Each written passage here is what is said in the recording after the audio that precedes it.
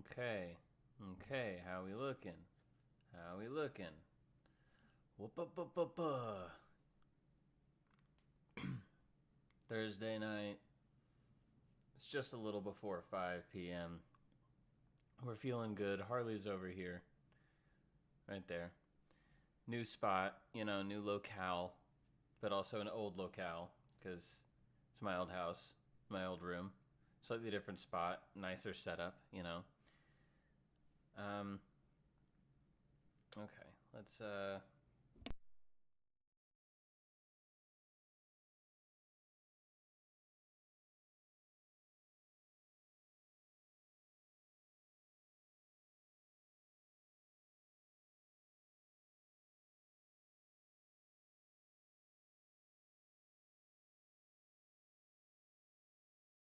whoops, I have a bad habit of talking while the microphone is muted. Sorry, just posting about the stream, and then we'll get started with our first game for tonight. We'll probably just warm up with some Plants vs. Zombies. I kind of feel that being my norm at this point. It's just a good game that I think most people can enjoy watching a round or two of, and it gets me gets me warmed up for the night. Okay. Post a link. Post the link. Okay.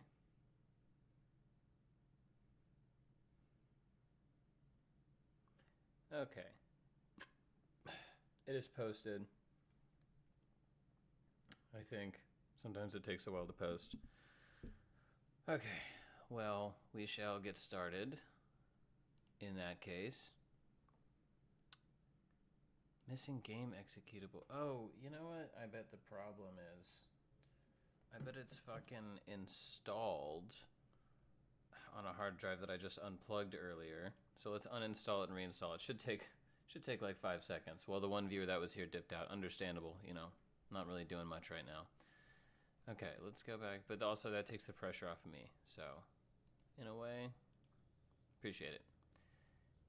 Yeah, okay. So that's caught up now. Okay. We just need to wait for that to install. Shouldn't take too long. It's already at 50%, so there we go. It's installed.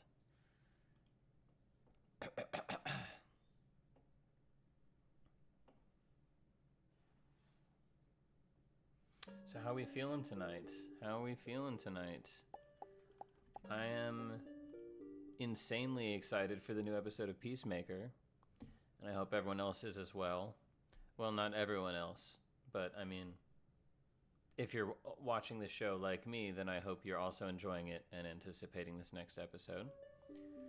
I don't really want to talk about it because I still don't want to spoil it in case people, because, I mean, it's a show that's ongoing, and the big reveal just happened this last episode. It's only been a week as of today, so I don't want to,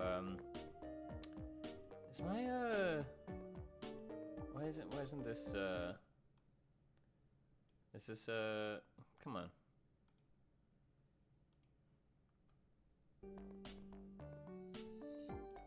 Come on, don't do this. Okay, there we go, Back to, okay. We're good, okay. We'll just continue adventure, or should we just try some mini games this time? Damn, does this mean I've passed? Yeah, okay. So I'm on Pogo Party.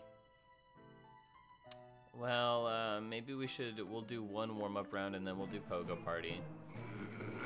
And then we'll get into the night's regularly scheduled program. I'm gonna check the audio levels real quick because I'm insecure and don't really know what I'm doing.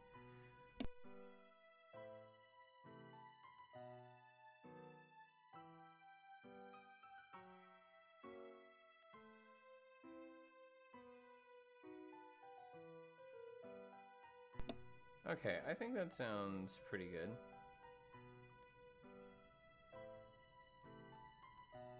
I think that's pretty good.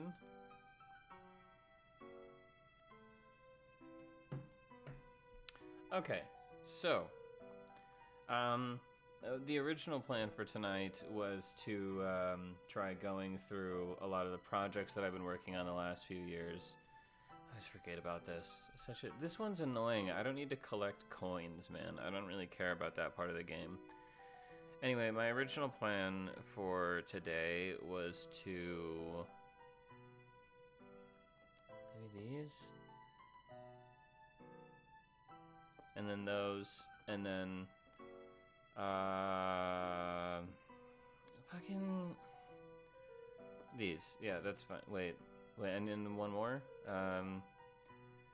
These, I guess. I don't really care. Whatever. The original plan was for me to go through a bunch of projects that I've been working on over the last several years, because I,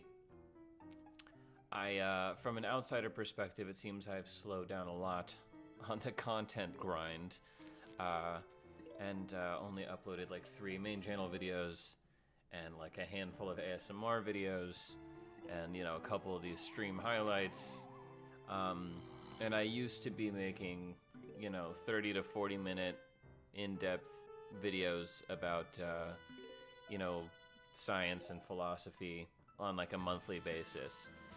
Why am I not... that was stupid. Sorry, I'm not gonna lie, I'm a little bit, you know, don't tell my ma. Anyway. But, I mean, I've had kind of a rocky few years, so that's part of why the videos have slowed down, but also, I think I kind of reached a point where I was like, you know, I don't want to, one thing that, I love YouTube for a lot of reasons, but one thing that I don't like about being a YouTuber and like YouTube culture is that,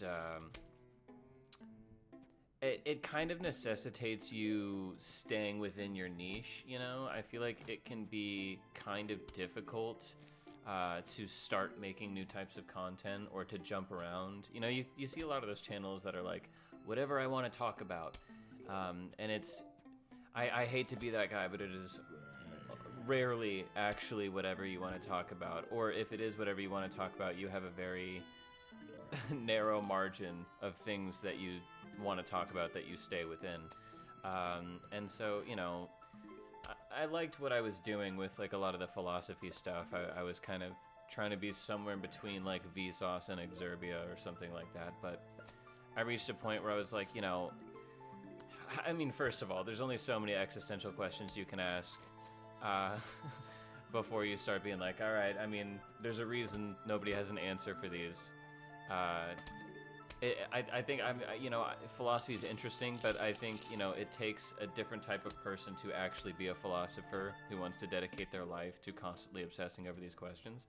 And I think I reached a point where I was like, yeah, I mean, the meaning of life, whatever, I don't know, like, the meaning of religion, whatever, like, spirituality stuff, I don't know. And, you know, it also got to the point where it was like, whenever I'm making a lot of videos that are like about making videos and also like about working minimum wage jobs and living on the poorer end of capitalism, there's part of me that started to think about like, in the long term, if I actually want to stick through with this and it starts to pay off and I start to be successful on YouTube and I start to make money off it, then I won't have to work these minimum wage jobs, and I won't be living on the poor end of capitalism.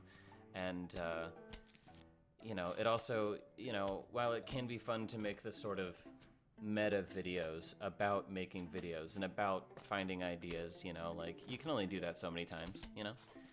It's basically just one idea, honestly. And so I reached a point where I was like, I didn't really see a future with the videos I was making, like, in any regard. I was like, you know,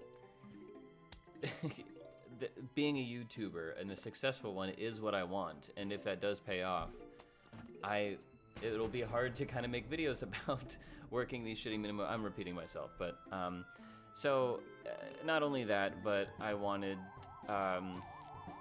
There's just a lot of things in general that I don't like about. I wouldn't say a lot of things, but as much as I love YouTube, I think I kind of just started to get that burning desire to want to make things on a grander scale. You know, I've really always wanted to make movies, and for a while I thought YouTube was a good middle ground, but I think even after finding my bearings with that, I was like, you know, I still want to make something that's more like a movie or a TV show or something.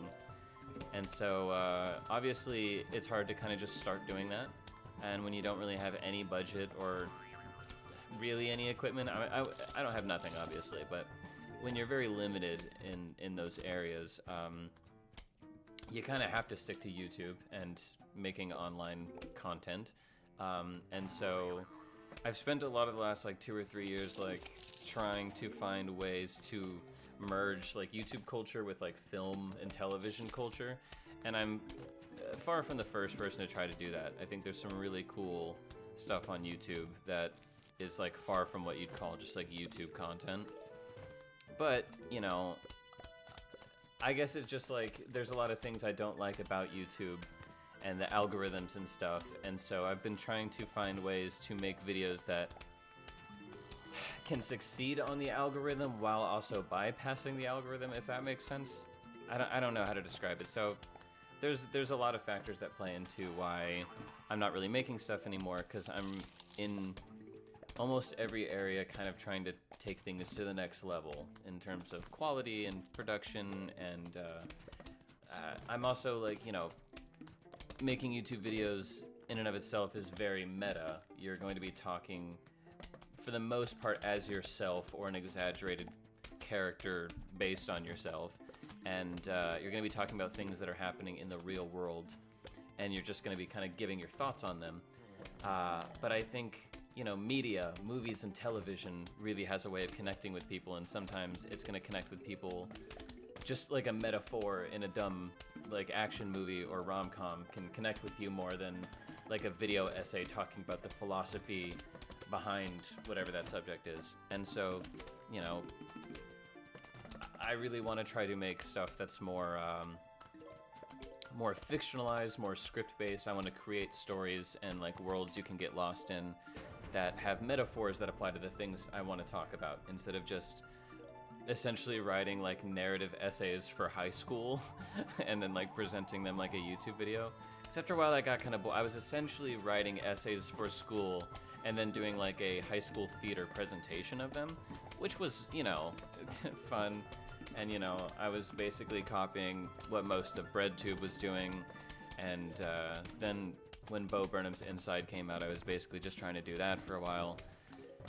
And so, you know, you kind of reach a point where you start hitting your mid-20s. You're like, I gotta, what's my thing? I gotta start, you know, having my, you know, when you want to be an artist, you want to be like a creative force that people are drawn to. And so, you know, it's all well and good to try to figure out your creative voice by sort of copying a lot of other artists. But at a certain point, you got to start taking what you've learned from copying and put it into original ideas, which is really hard to do. And so, you know, I don't blame people. You know, the more I get into this stuff, the more I understand why there's so many YouTubers that are taking like a year to 3 years in between videos. And, because, you know, I'm also like,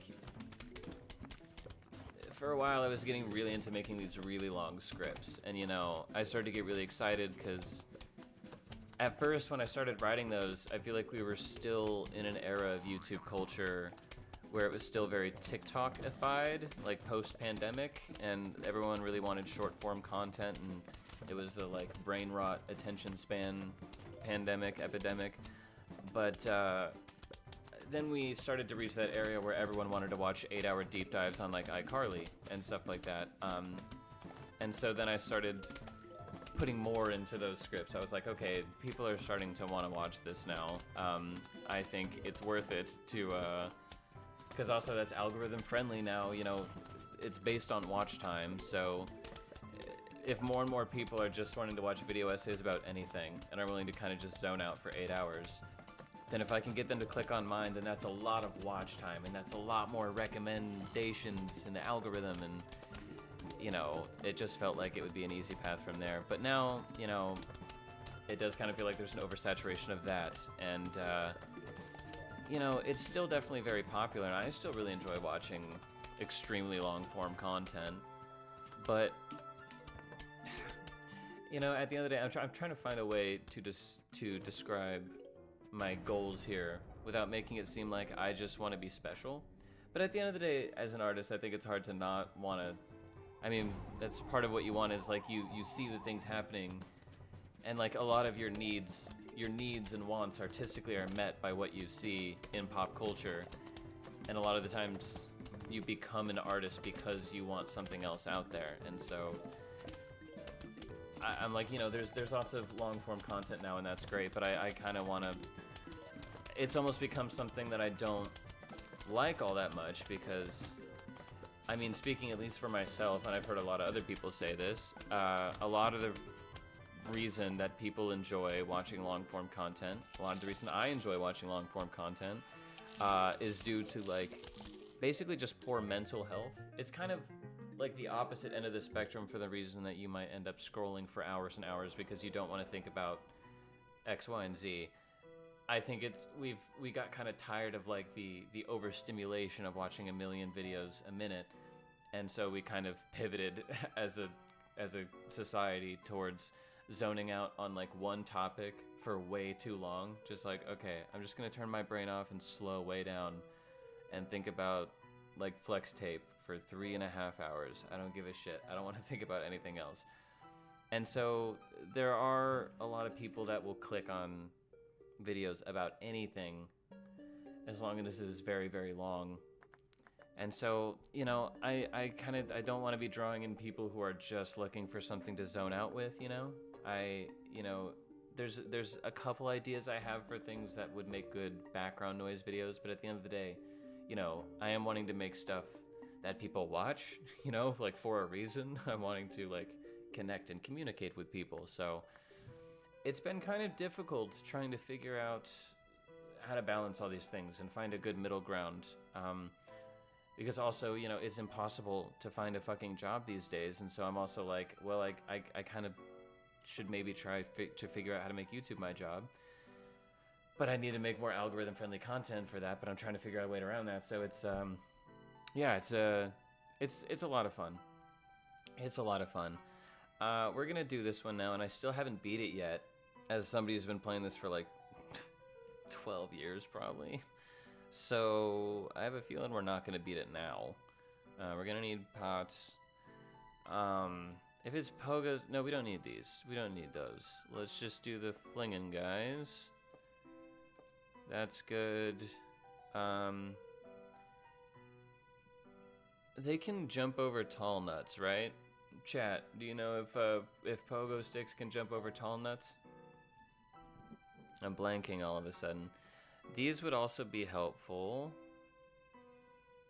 So would these and these. I mean, also,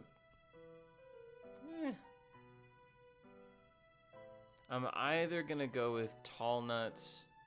I can't remember. I'm pretty sure the umbrella leaves deflect pogo sticks, or is it just the drop down bungee cord guys? What do you got, chat? What do you got for me, chat?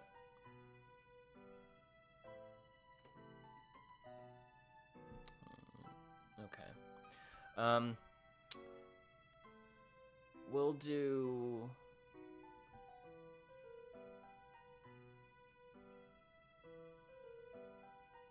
I can't remember if they can jump over. I don't, because I know the pole vault zombies can't, but I feel like these guys actually can. Can't. It just says can't be vaulted over. This is not a pole vault. So from bungees and catapults. Okay, so that doesn't. I have a feeling they would include pogos if it did include. So you know what? Let's just do the tall guys then. And I kind of always like cherry bombs better because I always feel like it's usually more helpful to explode a cluster of zombies than just all zombies in one row. Because at most you're usually killing like 3 or 4, but if you can kill a cluster, sometimes you're killing up to like 7 or 8. I don't know. Let's rock. Whatever. I'm probably gonna get creamed anyway. But y'all are into that. I bet y'all are into that. That's why y'all watch me, just to see me get creamed.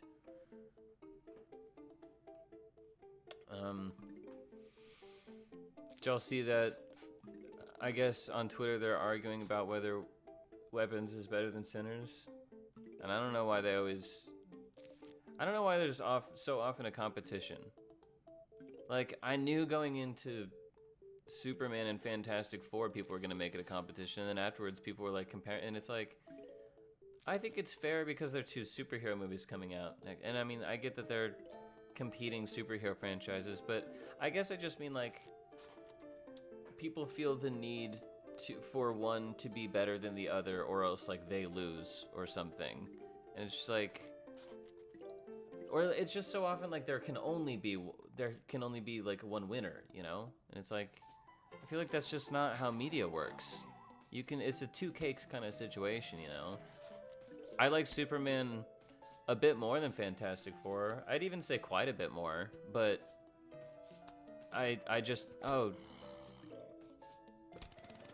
Well, off to a really bad start. Okay. Fuck. I forgot, these motherfuckers, like, move fast. Yo, hope you're well. I feel you on the YouTube stuff. I made videos for a while, comedy review stuff, but got burned out. What I was making wasn't lighting a fire with me creatively. Can't help you on Plants vs. Zombies. I never played it. That's a shame. You know, for the most part, I'd say I don't think I need help, but these rooftop, and especially the pogos, sometimes be making me sweat. And, yeah, I don't know. I mean, sometimes it's not lighting a fire. I feel like sometimes it's not lighting a fire for you. Jesus Christ. I didn't even... Okay. Give me another... Okay. Good lord. Okay, I need to try to get these, like, melons ASAP. I was gonna say, I feel like sometimes the creative stuff doesn't light a fire for you for...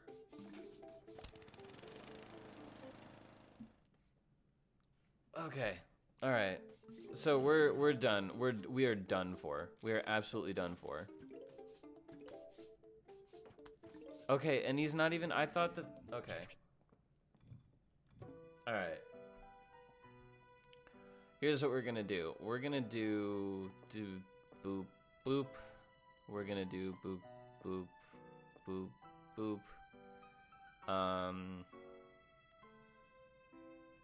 And then we're gonna try tall nuts, because maybe that's why they give us a while. Because I was just noticing that I was rambling last time. It felt like it's, for this minigame, it feels like it was a much longer delay than usual before the zombies started showing up. So, I think they definitely want to give you enough time to at least get another, like, row of pots.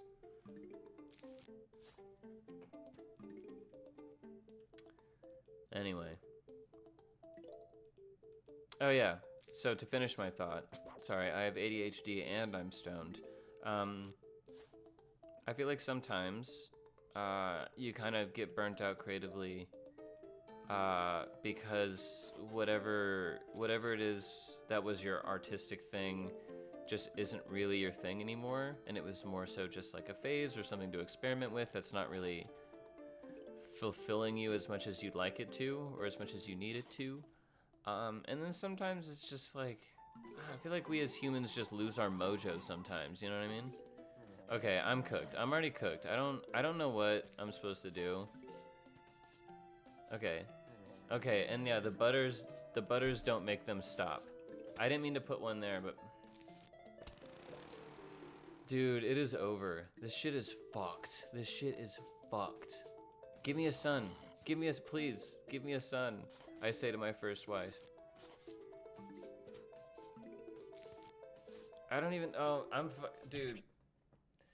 We're gonna switch games. So we're gonna switch games.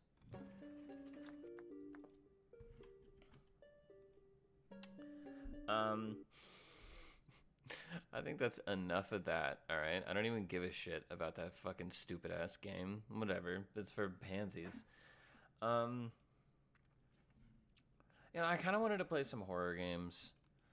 Oh yeah, and I never even finished my original ramble that, the original about, I talked about why I haven't been making videos for so long. The whole point of that was that I have been working on a lot of stuff. I'm just, you know, trying to make it next level, you know, and so there's still pretty much everything I'm working on. Well, I wouldn't say everything, but most of the stuff I'm working on is still quite a ways away from being finished. So I thought it could be fun to go through some of the stuff that I've been working on, just some little snippets here and there, maybe read through some scripts or something. I kind of like right before the stream started, like 30 minutes before, was like I'm getting like scared now, and I don't want to do that. I'm feeling like really self-conscious. Totally agree with that sentiment. That's why I pivoted hard to music. Glad I did the YouTube stuff though. Able to edit music videos for songs. Plus, I still really love editing. It's a lot like music. Agreed. Yeah, it's you wouldn't expect. It's weird how many skills are like more transferable than you'd expect them to be. And yeah, I mean, I also, I mean, I think editing is probably like one of my favorite parts of the creating process. I mean, I really love writing too. It can be hard to pick a favorite, honestly. I mean, I think at this point, my least favorite, unfortunately, is coming up with the idea, because that's just insane. It's insane. You know, I feel like you just have to get good at practicing, like, forcing thoughts to flow faster and just finding ways to haphazardly, like, stick them together. I don't know. It's been really frustrating trying to make stuff that isn't just what's already on YouTube right now, because I really like aspects of YouTube culture. You know, I'm watching a lot of the stuff people are making. I like watching the Drew Gooden videos. You know, I like algorithm friendly stuff, but you know, then there's the pretentious artist in me that wants to push the boundaries and inspire people to make new kinds of stuff. And it's like, how do you do that? How do you make an idea nobody's had that inspires people to make new ideas nobody's had? I don't know. So, let me know if y'all figure that out. Let's, I got an idea. Wait, why is Plants vs. Zombies still running? I got an idea for a scary game we can play. I got an idea for something actually fucking terrifying. Y'all ready to shit yourselves?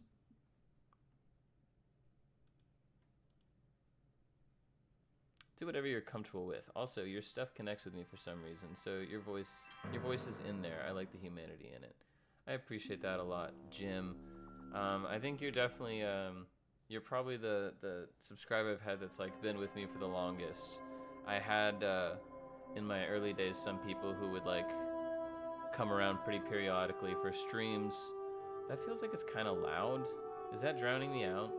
I feel like that's like drowning me out. I mean, it's loud as fuck in my ears. It can't be that important. Anyway, we're playing Spooky's Jumpscare Mansion. Oh, sorry, we're playing Spooky's Jumpscare Mansion. Yeah, I mean, in the early days, I maybe had like 2 or 3 people, like, who would periodically stop by or periodically comment on videos or whatever. But Jim, I think you've been here. Yeah, I bet. I'm gonna turn it down more. I'm gonna turn that down way more. Is that better? We might turn it back up once the game's, in fact, you know what, let's just get to let's just do endless mode. And we'll do a new game. Okay. I think now we can turn it, wait, that still feels kind of loud.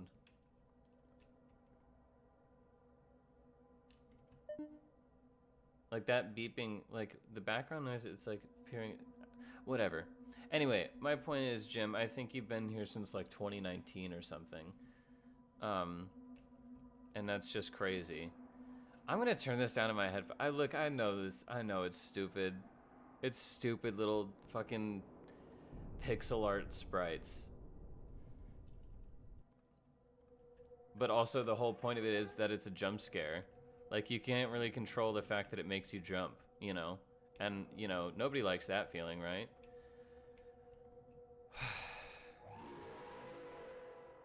Easy. Easy. Seems gravy, sound-wise, I mean.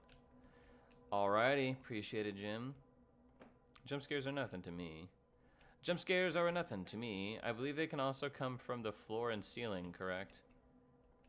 Also, at some point something starts chasing you, right? Is that not in endless mode? 2019 or 2020, around the release of your Fanaron video. Damn, it was the Fanaron video? That's what's up. That's an OG.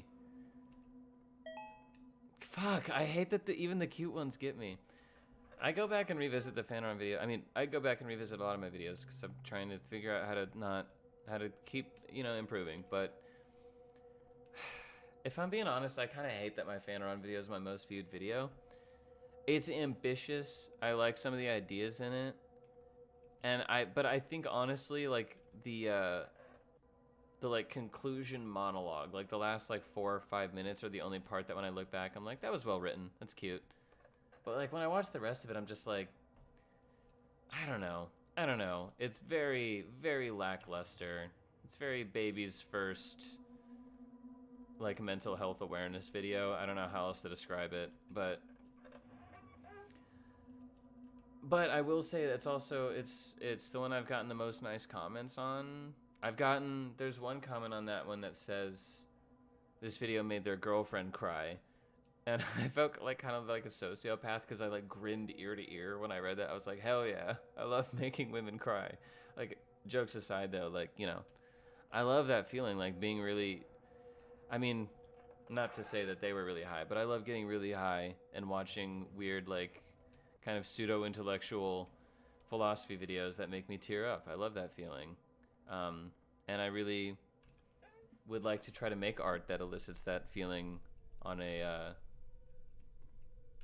less ironic level. It's been too long without a jump scare, and I'm starting to get kind of pissed off.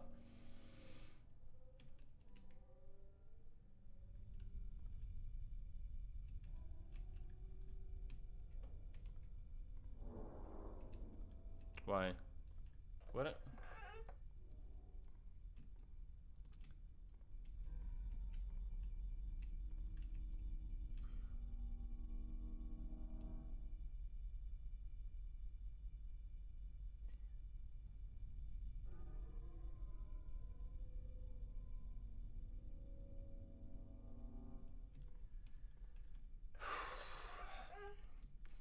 The thing that's upsetting me is that I don't really remember. I don't really remember a lot of things about this game. I played it like a handful of times in like 2015.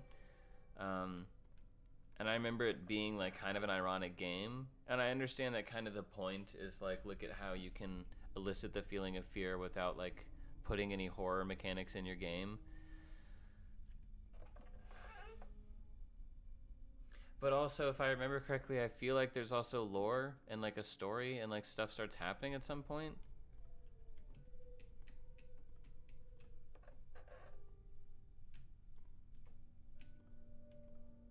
Uh-huh. I don't know if I'll make it much longer, y'all, because like I don't really do horror games. And the main reason for that is the jump scares. So like I don't know if I can do a game where that's the only thing we're looking forward to, you know what I mean? That's the only point to continue playing. The only reason to continue playing. And like, dude, the fucking audio editing in this, I mean the audio editing, like the ambiance is driving me fucking crazy. I hate it when it's these long hallways.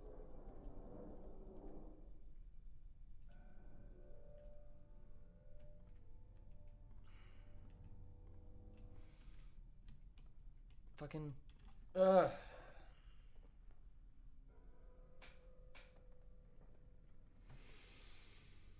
God, and now I just am I've put myself, there's gonna be one here. There's gonna be one here. Dude, there hasn't been one for like, I've only had 2. I'm on room 23. I'm getting, fucking hell. Yeah, at some point there's like a note on this table. It's like some Ratman from Portal shit, where somebody else was here and they got lost. Phanerons is my brand's name, so I Google stuff about it, and luckily yours popped up. The concept of the Phaneron is obviously important to me. I mean, yeah, that's I forgot about that, and I see why. I mean, each of us living our own bubble, but the magic happens when we're together. Facts, dude. It's just, yeah, honestly, it's.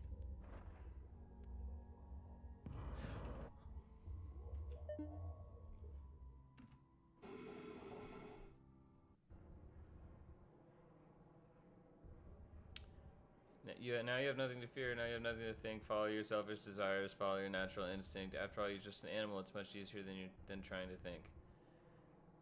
All right, I feel like it's being really like condescending to me right now. Your soul.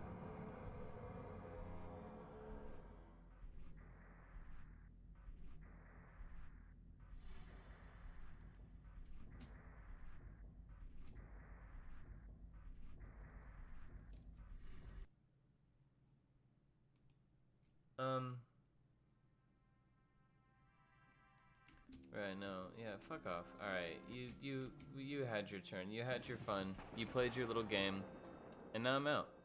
And now I'm out. You used your one jump scare on me, and I hope it was worth it, cause I'm out of there. Okay. I really wanted to play Emily is Away 3. I mean, and I can. In fact, yeah, let's try it. Let's do it. We're gonna play Emily is Away 3. Gang, listen. Let's have a little conversation. All two of you in here, listen close. These games, if you don't know them, this is like emotional terrorism.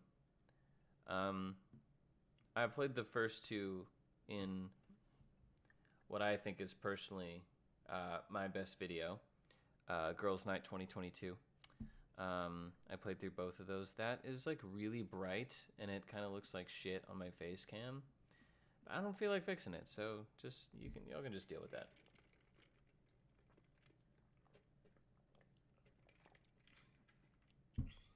Thank you very much, Jim. I really appreciate that. I'm trying to get back to that storytelling stuff soon. So I'm working on a video about I actually don't really want to give it away. I'm trying to make my videos a little bit more abstract, a little bit more flowy, a little bit more growy. Anyway, I thought for this next video that'll be coming. I don't know if it'll be the next video, but one of my next videos, I wanted to play through this, and I thought it would be fun to do it on stream and share the magic with y'all. I don't know how long this game is. The previous games were pretty short, like in and out in under an hour.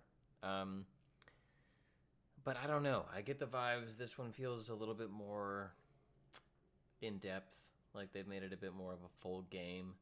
So we'll just have to see. Okay. So yeah, if you don't know, these are like retro dating simulators, and yeah, like the first two games took place like in between like 2005 and 2007, I think. 2004 and 2007? Was it as far back as 2002? I actually cannot remember, but anyway, it was early 2000s, and it was over AOL Instant Messenger, or AIM, and it was just, role-playing, being in high school, having a crush on a girl, and trying to navigate that crush. Let me move this over a little bit so it's a little bit of, so it's away from the face cam. There we go. Oh, and I can do, oh wait, I can, I hate that I can't make it completely full screen, but yo, actually, you know what, kind of props, you know what, I'm gonna say props to Kyle Seeley, the maker of this game. Jesus, my fucking brightness. Can I, hold on, let me, can you, what would I fucking, scale fill, transform? No.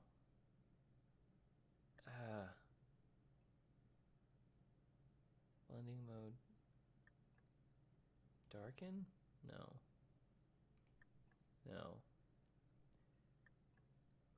Just normal. And hold on. Performance mode, projector. It's driving me crazy. It's so ugly. It's so ugly. Properties. Okay, you know what? Never mind. You know what? I'll just try to fix it by next stream. Anyway. Shit. I'm messing everything up on my end. Am I still? Okay. Okay, good lord. Okay, I'm sorry. I'm all over the place. Props to Kyle Seeley, because when I first tried to play this game, I was frustrated with it because I couldn't enter into a full screen game, which I couldn't do with the other two games either, but it was like a very small box that was windowed in the middle of the screen, so it was almost like easier for my brain to be like, okay, well, it's just a windowed game. But it was like frustrating that I could make it almost full screen, but not fully full screen. But I get now that he's making it feel like it's an actual like not web, like an actual application, like opening the old app. It's like you're on Google. So that's cool, because this does feel like it looks like my normal. Do we have ReactBot? Can we get ReactBot here? Let me see if he works. I don't remember if I set him up properly.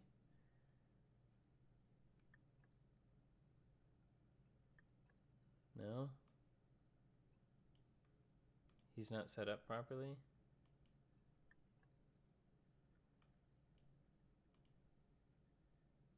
Okay, whatever. Let's play this game. The point is just that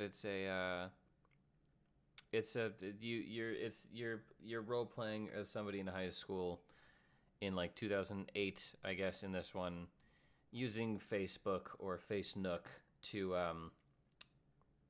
navigate your love life. And it normally I don't really like these types of games that are just conversational. But if you're gonna have a game that's just conversational, you gotta have some good dialogue. And while I wouldn't say it's necessarily like good dialogue, it's just like realistic high school situations that I feel like, especially if you're a bit on the younger side, are pretty easy to get wrapped up in. It's just a good role-playing game, and every time I've played one of these, I've gotten stressed the hell out. So we're gonna see what's going on with Evelyn. Oh my god, stop. I'm gonna have it. Oh, there's like... Yeah, that's right. I think I played through the first few minutes. You gotta like read. That doesn't matter though, I don't think. Okay, I mean, I like rap more than punk rock, so... Right, that's right. You gotta do that. And then, yeah. And then Emily. Okay, this is the titular Emily, and Emily is away. I always thought titular sounds like a way to compliment someone's boobs. You know what I mean? Okay, what about music? I've been known to dabble with music. To be honest, I'm just starting to get into it. You know, I've liked it for a while. Ever since like sophomore year of high school. What can I say? Electronic or indie stuff? Yeah, I love indie. I mean, it's pretty broad, so depends what we're talking about. Nice. You ever heard of who is that? Who is that? I still remember randomly grabbing death cabs. Okay, well, hey, I'll say you're OG cool, because that's not necessarily commenting on whether you like them or not. You heard their new album, Narrow Stairs. I have not had the chance. Gotta run for a sec, I'll come hang more. Word, I will see you later, Jim. I'll be here till probably like 7:45, because there's new Peacemaker tonight at 8 p.m. or maybe 9 p.m. But either way, packing it up probably only after a couple hours today. Yeah, I mean, of those songs, I'm gonna have to go with I'm Millie. Unfortunately, gonna have to go with the basic white boy answer. This is my favorite track. Oh right. The other thing about these games is that the girls send you music and it like actually opens and you have to like listen to it. I can't do this on stream, man. That's a bad idea. I'm not gonna play Death Cab for Cutie on stream. Um, I'll just say this is pretty good because Death Cab for Cutie's okay. Yeah, I would love to listen to Millie, but I'm not trying to get taken down via sniper rifle on stream. Lyrics are smart. Yeah, popular for a reason. I'll say the production is insane because, I mean, yeah. That shit changed my little white boy heart at fucking 15 years old. Do you read a lot of music blogs? Man, how am I supposed to get in this like 2008 ass mindset? I was fucking... What was I doing in 2008? Probably watching like Hannah Montana. But telling my friends that I only watched it because like my female cousin came over and put it on. Because, you know, can't watch Girl Show. Do you read a lot of music blogs? Not, you know, let's just keep it a buck. Let's keep it a buck. That's the thing I learned in the first game the most is that, well, I say learned in the first game, but I guess, you know, just like in real life, it's much easier if you just don't lie about these things because I think an aspect of part of like the storyline, like it's obviously like a multiple endings thing. So like depending on the dialogue tree, I believe programmed somewhere in the dialogue tree is that like if you ever tell conflicting information to the two different girls, then at some point that's just going to cause a conflict at the end.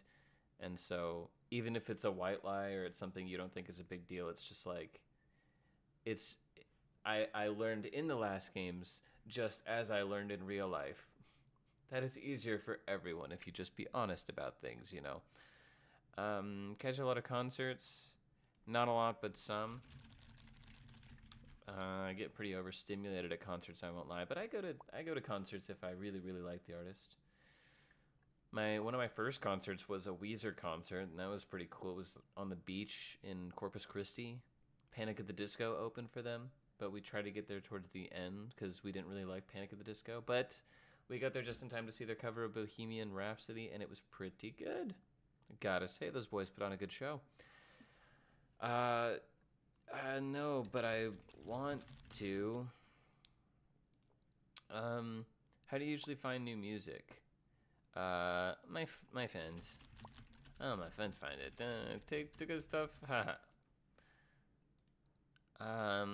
We are 100% crowd surfing at a show this year. Let's just go.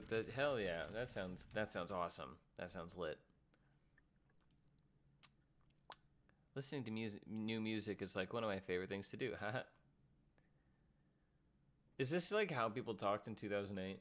This is what I mean by like, I'm not saying the dialogue is good, but it doesn't have to be good because, you know, when the difference between like dialogue writing and script writing, you know what I mean? It's just like maybe the dialogue itself isn't great, but the situations that Kyle Seeley creates, that he wraps you up into, it's like crack cocaine, you know, in that it's also extremely awful and terrible and ruins your life. Send me your spoils. Yeah. Don't worry, it's normal to be nervous your first time, lol. I mean, I feel like all of these feel like the same kind of haha double entendre. But you know what? Let's go with the winky face. Haha. You can't help but bop around and love that unexpected feeling when you strike gold. And you can't help but bop around and dance.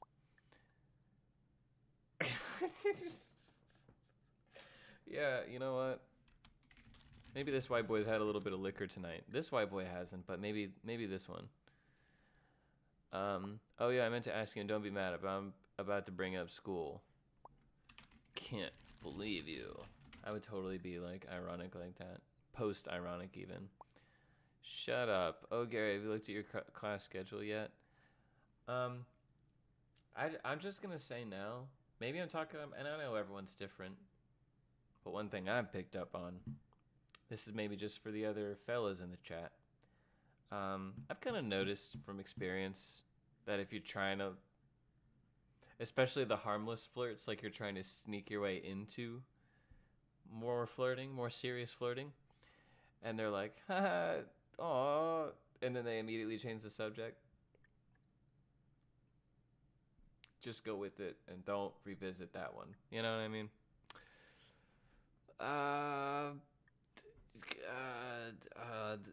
They're out now. What elective are you taking this year? I'd probably music. I mean, I don't think I took any art class in high school. I didn't like art in I didn't even like art in elementary school. We just made like stupid. You remember anyone else have to make those like God's eyes where you take like the two popsicle sticks and like the yarn and you like fold in a diamond pattern over and over again, and it's like a giant. I didn't like that, you know, and everything else in it was stupid. I don't even remember anything else. So I mean, just learning like color, not even like color theory, just like primary and secondary colors. So why would I take that in high school, you know? That sounds like a bunch of fucking bullshit.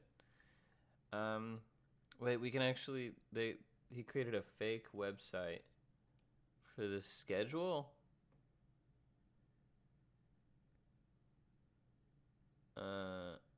Why? Wait, why does it like need? We don't need a weekly thing if it's the same every day. Math, English, science, history, unraveled in the mystery. Elective. Okay, elective before English. So I guess then music. What a whack ass fucking schedule, dude. That's a terrible schedule. Let's go two. Two, yeah. Thank you. What kind of music thing? The fall play? That's not music. That's not the music class. That's theater. That's a different thing. Theater and band are not the same thing. And I'll kill you if you say they are. Here's mine. Do we have any classes together? I don't feel the need to okay, fine, since you fucking asked for it. English, science, math, history, free period, elective. No, right? Because we had like math, English, science, history. Wait, so we have... No, I don't think we do. I don't think we do, right? I'm gonna say I can't tell you. Look, I don't want to come across like I'm lying if we then end up showing up in the same class together.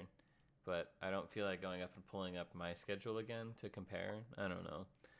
I'll see you at the fall concert. Oh, don't. We're bad. How do you know the school has... We haven't even started the school year yet. How do you know we're bad? Well, I'm guessing... I think... Isn't this supposed to be college? Is it college? I can't remember because I thought... No, it's senior year. It's senior year, right? Cannot wait for Spooktober. It's Spooktober right now, y'all. It's Spooktober right now. What are you taking? Oh, I don't think we have anything. We'll never see each other. I'm gonna hope she says, unless we find a way.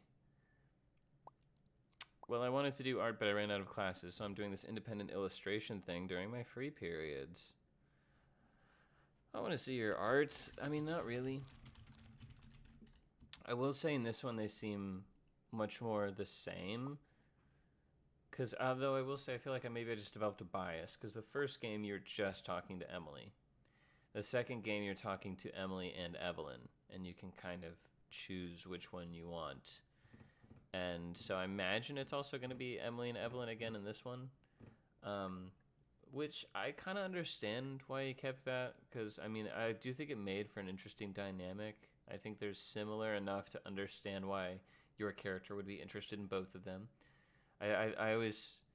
You know, I don't think it's as realistic, honestly, whenever the love triangle thing is like people who are like polar opposites, like golden retriever boy and black cat boy or something. I feel like it makes more sense if they're just similar enough, but they got pros and cons from each other, just slight differences that are like, oh, which of those slight differences do I prefer, and is it a big deal or whatever. But when I went from the first one to the second game, playing the second game, I was like really annoyed with Evelyn, like pretty much all the time, and just like head over heels for Emily. But I think it was just that the first game emotionally wrecked me so much that I was so like, I actually did get a bit emotionally invested in Emily as a character. So it almost kind of felt like a girl that I was in love with who like cut things off too early for my taste, for my liking. And then playing the second game was like seeing her the next year and her wanting to give me another shot. And so it was like, I'm already emotionally invested in you. And then this other girl who's just kind of saying random corny one-liners and talking like a 2006 emo girl is just kind of annoying. I'm like, I don't care. Why are you doing this? You're just distracting me. You're just a distraction. But now that I've taken a while away from this and I'm coming back to it, I feel like they were always pretty much the same character and talked the same. Because there's been several times where they've said something that I found annoying or cringy, and it's been Emily. So I'm just saying, like, Emily is kind of annoying me a little bit this time too. But we'll see what kind of elaborate emotional prisons Kyle Seeley constructs for us in this game. I accidentally called him Kyle Silly. It's Kyle Seeley. If I end up doing the college thing, it'd have to be for art. Might not go. I'm already kind of getting bored again, I'm not gonna lie. I know it's not like school gets over at 2 p.m. or anything. That's 4 if you count detention. I'll say that because I'm like a bad boy, so I'd be getting in detention a lot. Just got out of work, bro. What's up? I thought you said wank at first. And I was like, that's a bit much. I did not need to know, but also, congrats. But also, now that I know that's not what you said, extra congrats. Fuck yeah. How long was your shift? Brother. My parents won't stop talking to me about college applications. Yeah, my parents too. I mean, because they probably, that's not really like a lie, right? They probably are. Money looking at time to get away. And leave me? What would you do if I was there? They want me to apply early and pick somewhere close. All I know is I want something engineering. Have you thought about yours at all? A little bit. Just gotta censor that shit, bro. It's kind of upsetting. 8 hours, 45 minutes type shit. Ouch. That's a burner. That's a stinger. I feel like I'm losing the word that I'm looking for. That's a oof. Sorry about that. Well, welcome to hang time. I don't know how much longer we're gonna play this. I'm really this evening, and I'm kind of checking out of this game. So we might switch to something a little bit more exciting. I was thinking of playing some horror games tonight. Maybe there's some horror games that I've recently got that I've never bothered to play before. Like I just got Layers of Fear. Bummer. Yeah, that's one word I was looking for. I'm looking for something a little more like pain-inducing though. 5 more hours? 5 more hours of what? Like you're going back to work?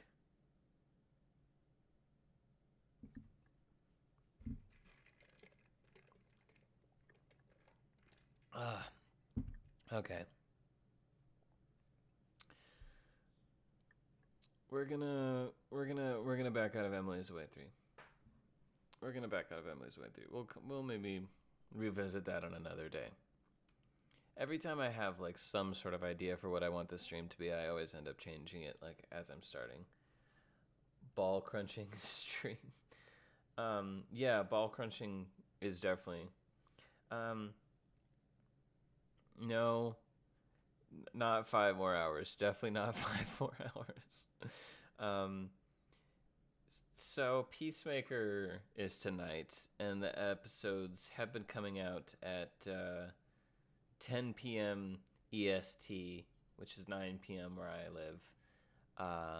But James Gunn tweeted out last night that the new episode of Peacemaker was going to be out today at 9 p.m. CST. I mean 9 p.m. EST, which would be 8 p.m. CST where I live. So I'm not sure if he just like made a typo or if it's dropping an hour earlier for some reason. I feel like it was probably just a typo because I feel like it would only drop maybe a bit earlier if it was the season finale, but that's not till next week. But either way, I'm a big fan of that show. I feel usually like the only people who watch my streams are usually my friends, and most of my friends are watching Peacemaker. So I kind of just want us all to be home in time for Peacemaker. Because it's getting good, baby. I haven't watched that yet, not gonna lie. Everyone says it's fire, though, so I might start watching. It is very, very good. I actually saw recently James Gunn said that Peacemaker's his favorite project that he's done, and he thinks people would be surprised to hear that. And at first I kind of was, because I'd expect him to say Guardians. But actually, now that I think about it, I think it makes plenty of sense. And I also think that Peacemakers, this is coming from somebody who's loved the Guardians of the Galaxy since it came out when I was 14. I love Guardians of the Galaxy very dearly, but I kind of think I like Peacemaker more. I like that the R rating allows it to breathe a lot more. Not to say that like you can't make jokes without being able to reference sexual things or drugs or extreme violence. I just think it's allowed James Gunn's writing style and sense of humor to breathe a little more. I feel like he's a bit better of an edgy writer than he is strictly like a family-friendly writer. And I really love seeing John Cena come into this role. It's been honestly addicting to watch. I know a lot of people say this about a lot of superhero casting, but I do kind of think he's one of those nobody else could play that character. I mean, I'm coming up a little dry. In fact, I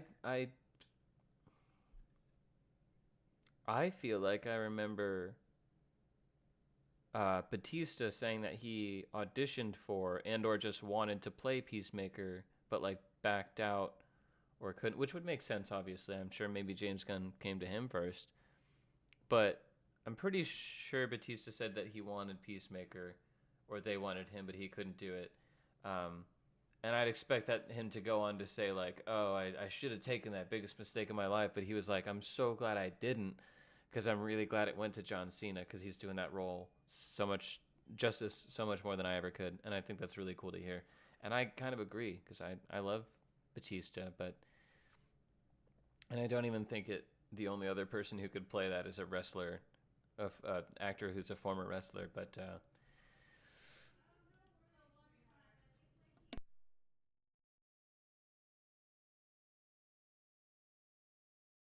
But anyway, okay. I don't know exactly which game I want to hop into next. Batista was the initial guy who went after, from what I remember reading. Yeah, okay. I was not wrong on that. But yeah, James Gunn specifically said that Peacemaker, like, as a whole, is his favorite project and that it's his favorite cast he's worked with. And at first I was like, maybe I like Peacemaker more, but like I love the Guardians of the Galaxy and that cast so much. But I think I kind of like the cast of Peacemaker better. I love John Cena and Jennifer Holland and Danielle Brooks and Freddie Stroma and Steve Agee, whatever. Oh yes, that's my dog Harley over there. There she is. In fact, do you want to come say hi, Harley? You want to come say hi? Come here. Come here. She's kind of out of view, but yeah, she's not really in view at all. But now you're seeing her slightly better, at least. She's a good girl. She's got skin cancer. Anyway, yeah, actually, I'm gonna let her out real quick. I'll be right back, y'all.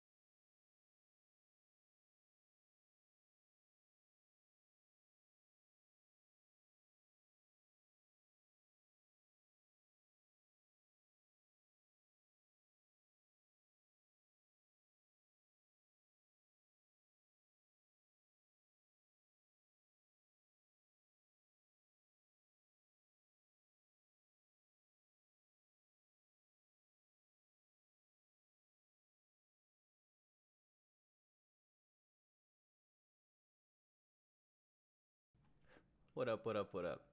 I have returned.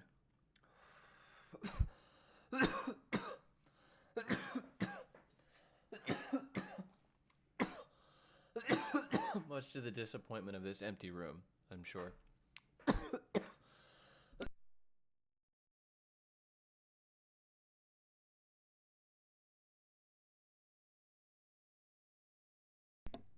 Now, the question is what game to pivot to. I kind of want to play something I haven't played yet on stream. I kind of want to play Layers of Fear, but also I just bitched out of Spooky's Jumpscare Mansion, so part of me thinks I'm not really going to make it that far into Layers of Fear.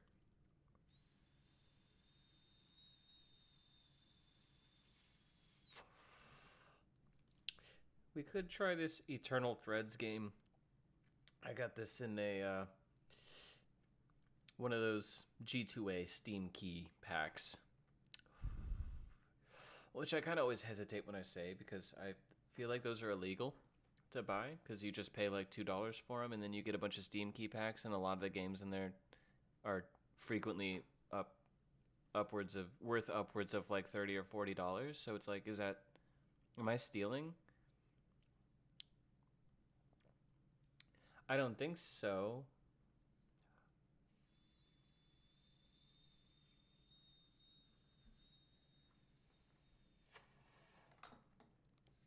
But anyway, I got this game in one of those, and it's like a really weird time travel detective game. Kind of like that show. What was the name of that fucking show?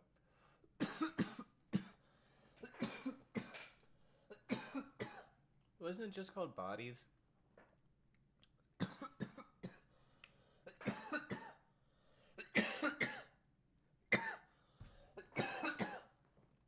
So unprofessional of me.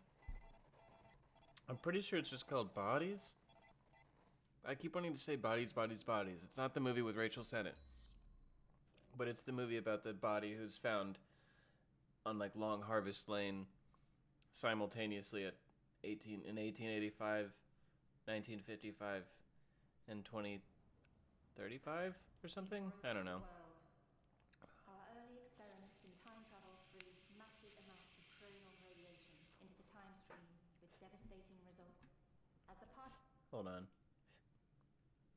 particles traveled back through time, they altered countless seemingly insignificant decisions throughout history. But where causality is concerned, nothing is insignificant.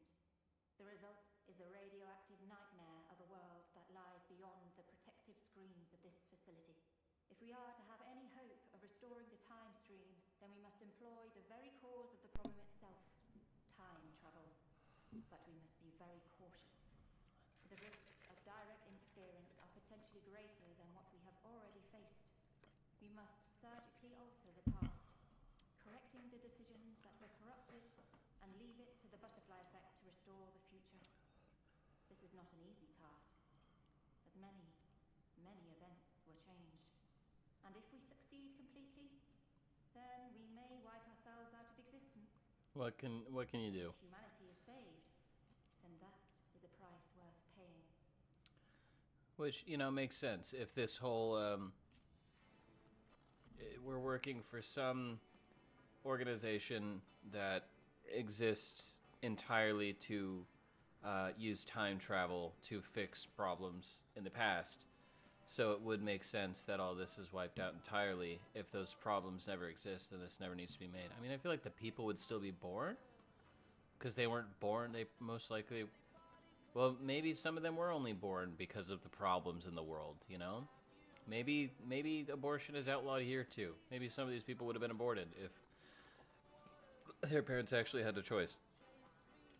So I've already played a bit of this, but I played it so like few and far between, and usually like with friends and like kind of making jokes and half paying attention. So like I honestly haven't really absorbed anything that's happened.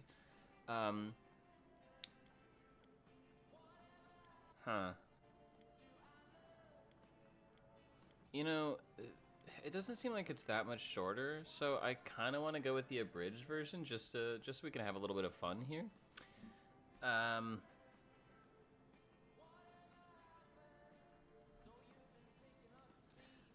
Okay, so yeah, we're just exploring one house, and it's an empty, abandoned house, and we use this little device to go around to different points and use like a little projector thing, kind of like in the beginning of Guardians of the Galaxy, and it shows an event that took place here previously, and we have to like change the course of it. So, oh, I just hit okay. I thought it was still loading. I just hit okay. Sorry. We have to change it, and there's not really any gameplay. You're just kind of watching stuff happen, and you just like press one button to like change the course of events. Hello there, 43. I see you are fully qualified now, huh? Hey, that's very good. Let me turn the volume back up a little bit, cause I feel like that's kind of quiet. Good. Well, okay, let's find you a real mission then. Okay. Tier 3. That's not too difficult. It's one location. It's good. Good. 6 erroneous fatalities. Could be worse, 43. That's true. Okay. 6 is not that big a number in the grand scheme of things. Subjects must be saved, and you are only authorized to alter the decisions they made in the week before they died. Okay. Change the right set of decisions, and you save them all. All right. So, let's find somewhere to drop you with no witnesses. You got it. Busy. God, busy always happens to me. Wait, okay, we got something, 43. It's a few hours afterwards. It looks clean. It's dark though. I've noticed that if a character is going to be named just a number, Let's it's get you when and very where you commonly want to something be. in the 40s. And I'm guilty of that myself. Initiating crossover sequence.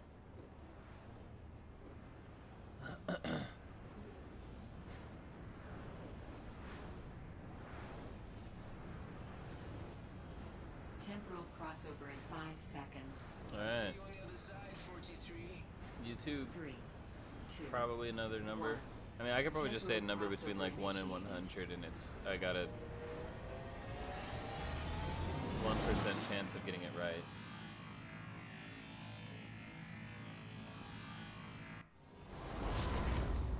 Word. Temporal Okay. crossover complete. We did it! We crossed over the temporal. Light drones inbound. Alright. Here we go. Light drones crossover complete. Yes, ma'am. Still in one piece, 43. Good. Good, right, okay, let's I get you hate set his up. fucking smug ass voice. Activate your visualizer. I still haven't done anything. It's all just been cutscene, which I find a little annoying. I'm glad I got this game for essentially like 80 cents, because I believe the full price is like $40. I'm like, dude, if I paid $40 for basically just like a movie, I don't know about that. 2015. Perfect. Now you'll probably need some boosters, okay? Your system will be checking now. Please place first signal booster at location indicated on visualizer. Okay. What did I say, huh? Let's do the Okay, here. 43. Okay. You just need to head towards that little F. white... Okay. Easy. Right, okay.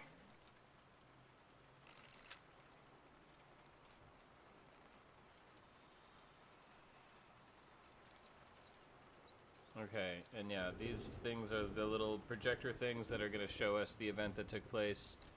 And all of these events apparently led to, I guess, everything in society being fucked up. I guess it all happened in this house, which feels a little hard to believe, but yeah, we're going to be...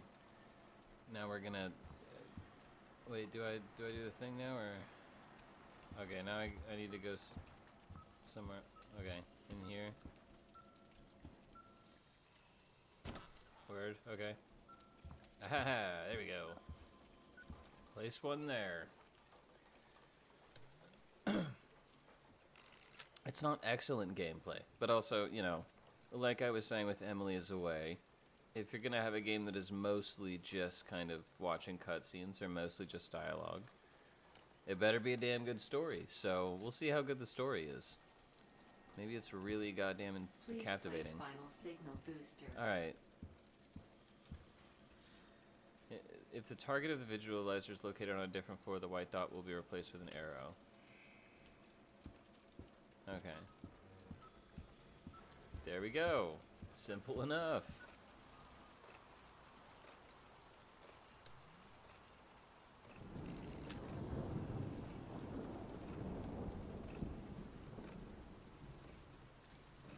Alright. We're gonna get some cool story stuff now? And or some cool gameplay? Activating signal boosters. Initiating Cool. scan. Okay, flashing lights warning, I guess. Jesus. I don't remember them saying that. Scan complete. Corruption detected. 6 erroneous fatalities confirmed. Right. Conclusion event determined. Location transferred to visualizer. Right, okay. Now we'll go down here. System is locked in. Good. Okay. Okay. Go follow the target on your visualizer, and we can see how the story currently ends. Okay. Okay.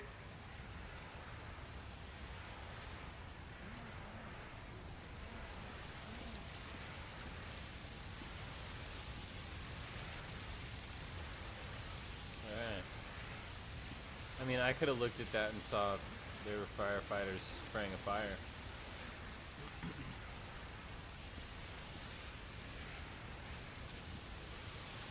Yeah, he's going in there now. And they're still spraying. Do I need to watch all this? Like, they're just spraying. I get it. That's what firefighters do.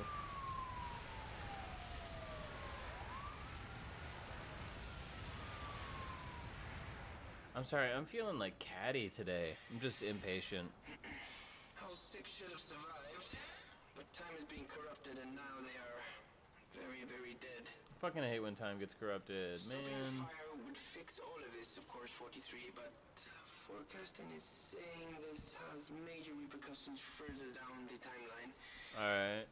Which is why you are using a scalpel instead of swinging a axe.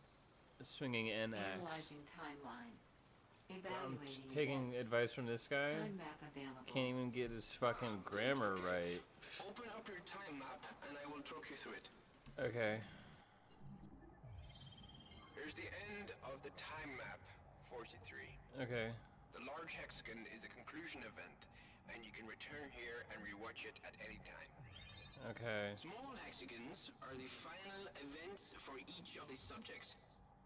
If you change someone's fate, then both their final event and the conclusion event will change. The white events are all part of the current timeline and can be watched at any time. That's a lot of and events. in any order. The grayed out events are potential events from alternative timelines and cannot currently be watched. If you change a decision which alters the timeline, some events will change state from one to the other. Yeah. Once you have watched a decision, 43, it will appear on the map as a diamond. I don't like that he so talks it to me is like I'm an easier idiot. to find it again later. The portraits at the top will show you who is in each event, as well as whether they are alive or dead on the current timeline, 43. Yeah. And this is the earliest event on the timeline. Like the rest, it currently has a question mark because it has not yet been watched. While normally you can choose any event in any order, 43, let's just start here for now. Select this event, and I'll check everything is working as it should. Do you understand?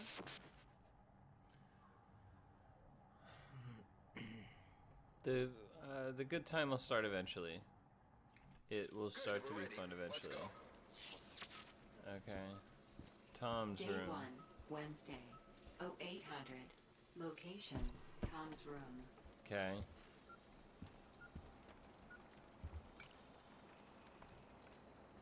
Let's see Tom's event. I mean, yeah, he's looking better. Aren't you, Frank? Aren't you, Frankie? No, it's not as often. But he's still pulling out his feathers every now and then.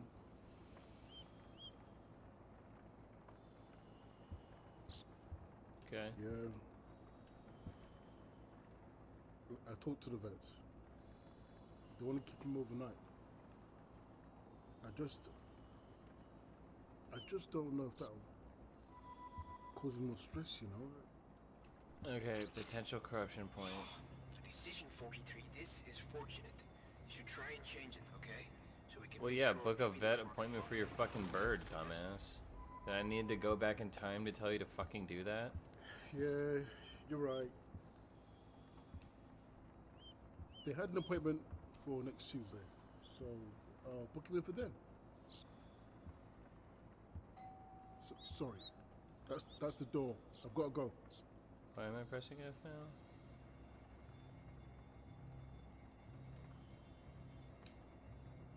No, stay on. Yeah. I'll speak to you later. Bye. Bye. Potential corruption point. Is it still? But I just wait. But Oh, look! 43, the birdcage Then is why gone. did it- Good. Okay. This means your visualizer is no working impact properly on and mission you're fully parameters. able to Great. change So the I timeline. went back in time to tell a guy to take care of his sick bird, and nothing The fucking little happened birdie because of also it. gets to live too. Everyone's a winner, eh? I'll give this game like 3 more minutes. Probably best to head back to the time map and select another event. Yes? Okay.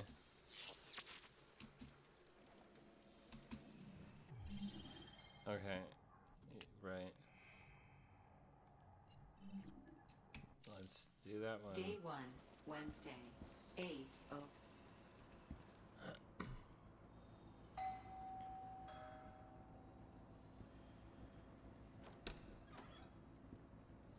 Hiya, you must be Linda. Come in. Oh, thanks. Hiya. Hi. Well, it's good to see you. Oh, and you. It's good to be here. Oh, this is Tom. He's the landlord. Don't know what I would have done without you. Look, I've just got a spare room. That's not all your stuff, is it? Oh no, there's more in the car. Keys? I'm thoroughly Right. fucking bored, Walking a minute. dude. Okay. So, how about a quick tour? Lead on. Yeah, I'm sure.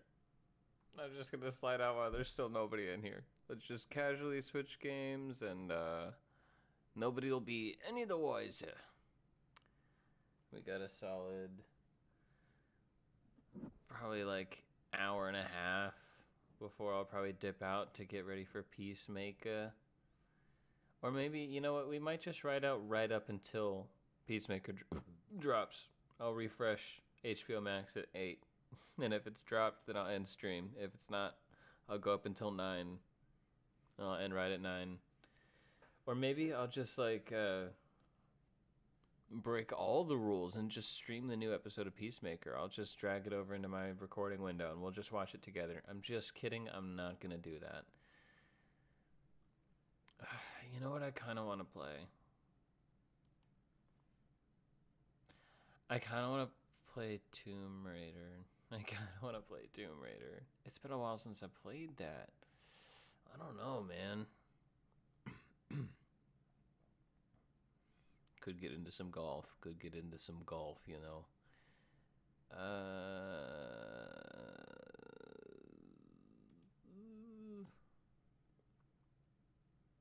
Maybe play one of the games I haven't played yet.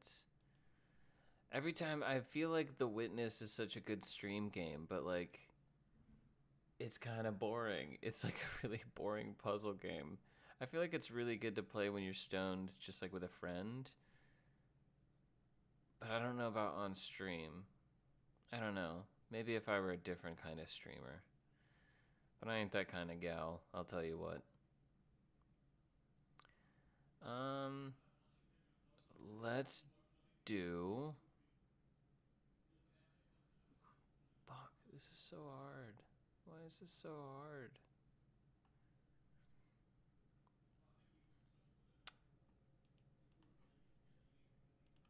Yeah. Fuck. God damn it. Okay, Tomb Raider's installed on the hard drive. Or not the hard drive, but the... Well, it is. It's not installed. And it would take too long to reinstall it. So Instead,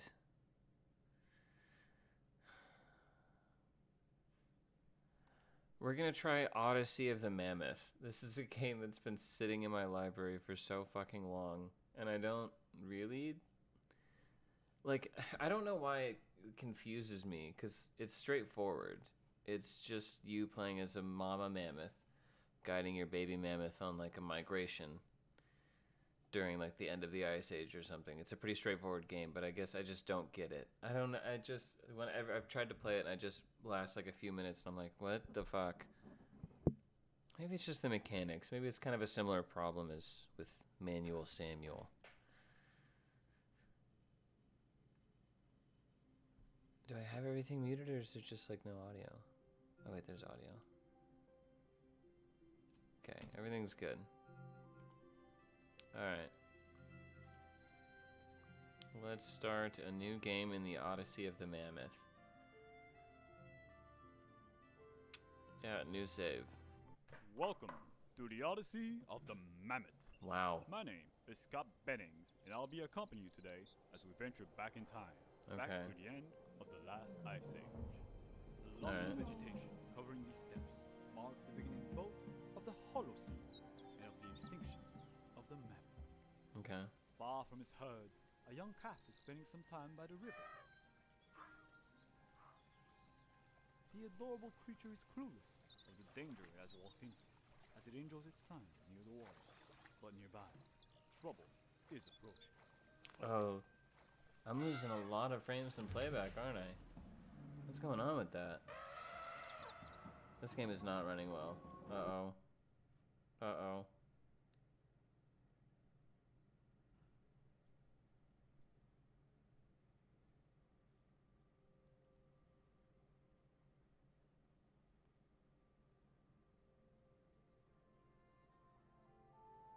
Okay, let's see how it... The footage that we are looking at is a simulation of the world Is it of running 12,000 alright? years ago. Okay. This powerful giant, capable of breaking most things in its way, is the woolly mammoth.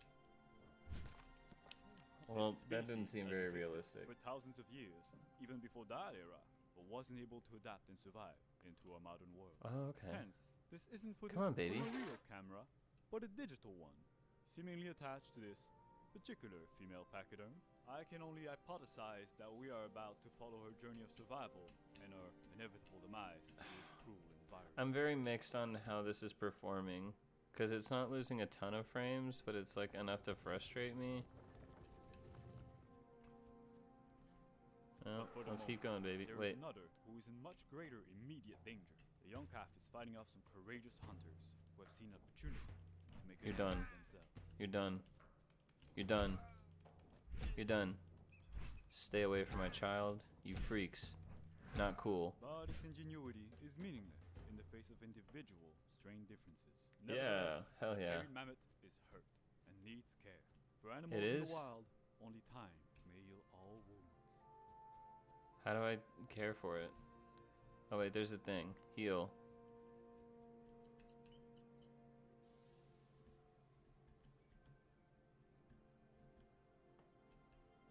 What do I... Wait, what?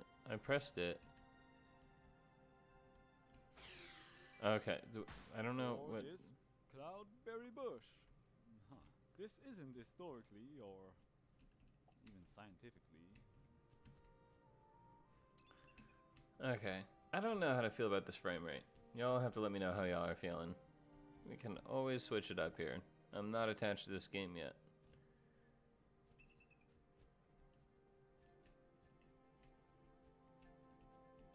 Let me okay, hold on. Let me just how about okay, we don't need epic. All right, let's calm down. How about just high?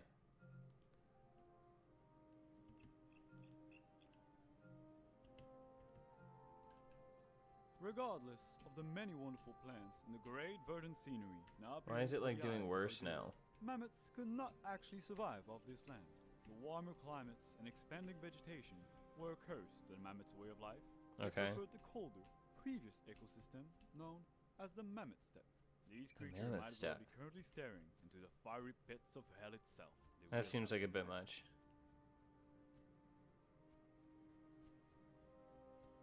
Everybody do the mammoth step. That's what I'd call a dance if I made one.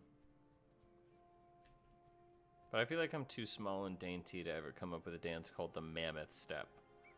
No dance I ever The pressing do. matter is at hand. It appears another ambush is about to befall or two.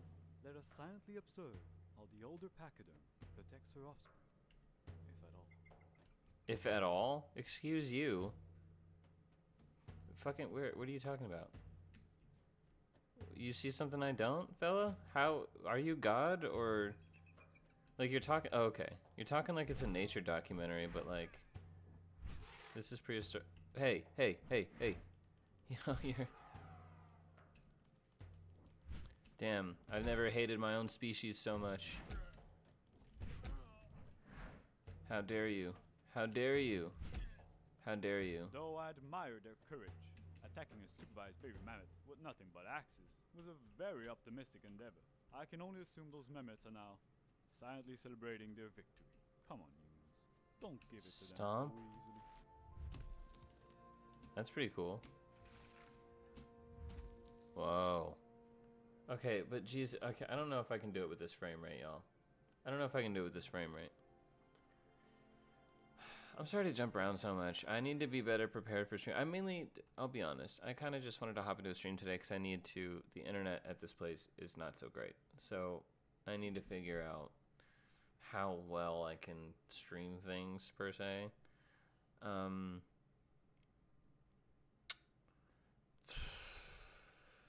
it, wish I could, okay. You know, I feel like at this point it's a ritual at least once every stream to play some Five Nights at Freddy's game. And I have like half of them. So, let's do that, I guess. We'll, I'll leave it a surprise which FNAF game it is until it launches. But safe to say, it's ultimately going to be a custom night. Okay. Well, everything at 0 seems like it'd be pretty easy. Phone guy, when he calls, quickly mute him, otherwise it will create a lengthy audio disturbance to mute. Oh. Okay. Old man consequences? I thought I knew the FNAF lore, man. Use the C button to catch a fish when his minigame appears, otherwise he will lock your monitor for a short time. Jesus Christ. Okay, I get them. He will sneak in through the side vent, close the side vent, and wait until you hear a thud indicating she is gone. Wait, I didn't even realize there's BB and JJ? Wait, if he's Balloon Boy, then what's...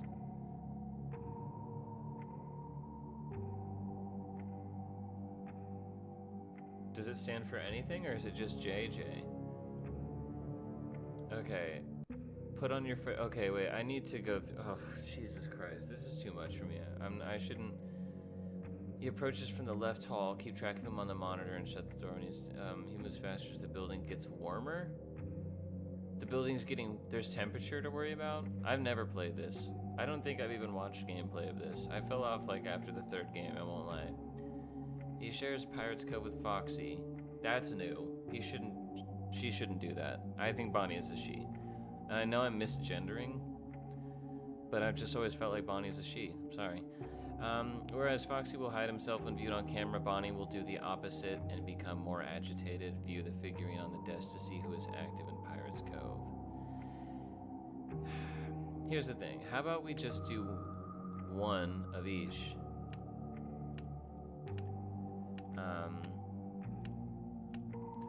And just see how that goes, I guess. Good Christ. Okay, wait, I still want to look at some of these, because, like, Lefty, he becomes active from noise and heat. He is too far away from the music box to be soothed by it, but the global music box can calm him down. Afton, Scrap Baby, Molten Freddy, Funtime Chica, El Chip. Actually, I think it'd be kind of funny to just have all of them at one and then just pick one of these random new side characters to set it like 20. Rockstar Foxy, when you see his parrot, click it, and Rockstar Foxy may offer you some help. This comes with risk, however. God damn it. Click the left and right hallways, then double click the wet floor sign to place it on the same side as Rockstar Chica. She won't enter if the sign is in place. Oh my god, dude, this is fucking crazy. Scott Cawthon is a psychopath. Did he make this, or was this one after the franchise got bought? He is invisible to the camera, so can only be seen when he reaches your left doorway. Okay. Okay. When the office heats up, she will appear in both halls at the same time. I don't have time. Dude, if I read all these, I'm gonna be here another hour. Let's just get it on. I'm probably only gonna play one stupid round anyway, this stupid game.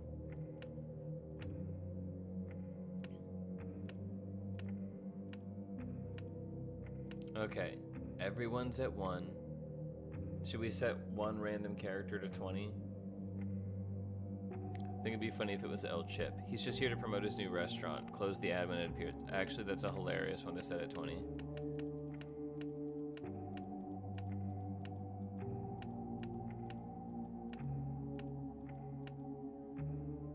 Okay, let's do that. In fact, actually, should we... Next round, I think we should set them all to 0 and just do El Chip at 20. Wait. Y'all.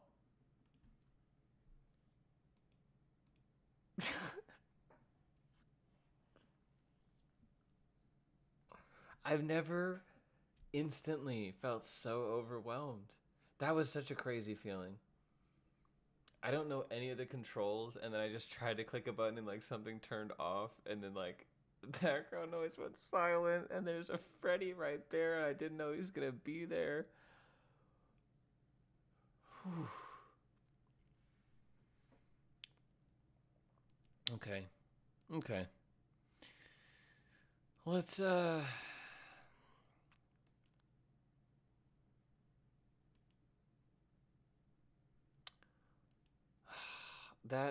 that sent me for a fucking loop, I'm not gonna lie. I'm not gonna lie. Okay. Okay. What do we play instead? What are we playing instead? Could do What Remains of Edith Finch. Could do fucking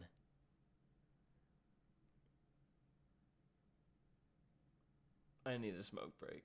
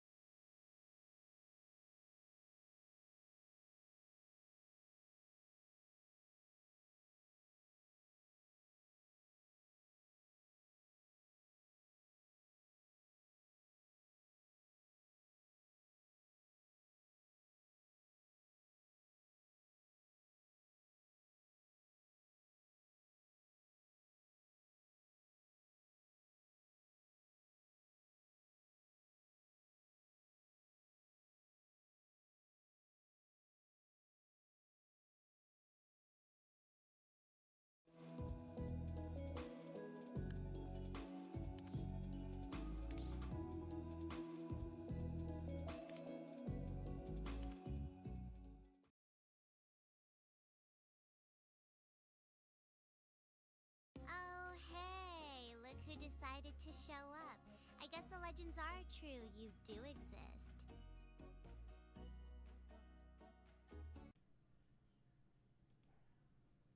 Okay.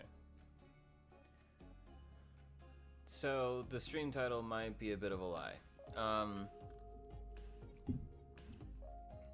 So this is embarrassing. I know this is an offshoot of a cringy fad from 2015 that barely anyone remembers. And it's basically just a stupid like mobile game turned into PC game as an excuse to, like, it's only a mobile game because it needs to be played with one hand, if you know what I mean.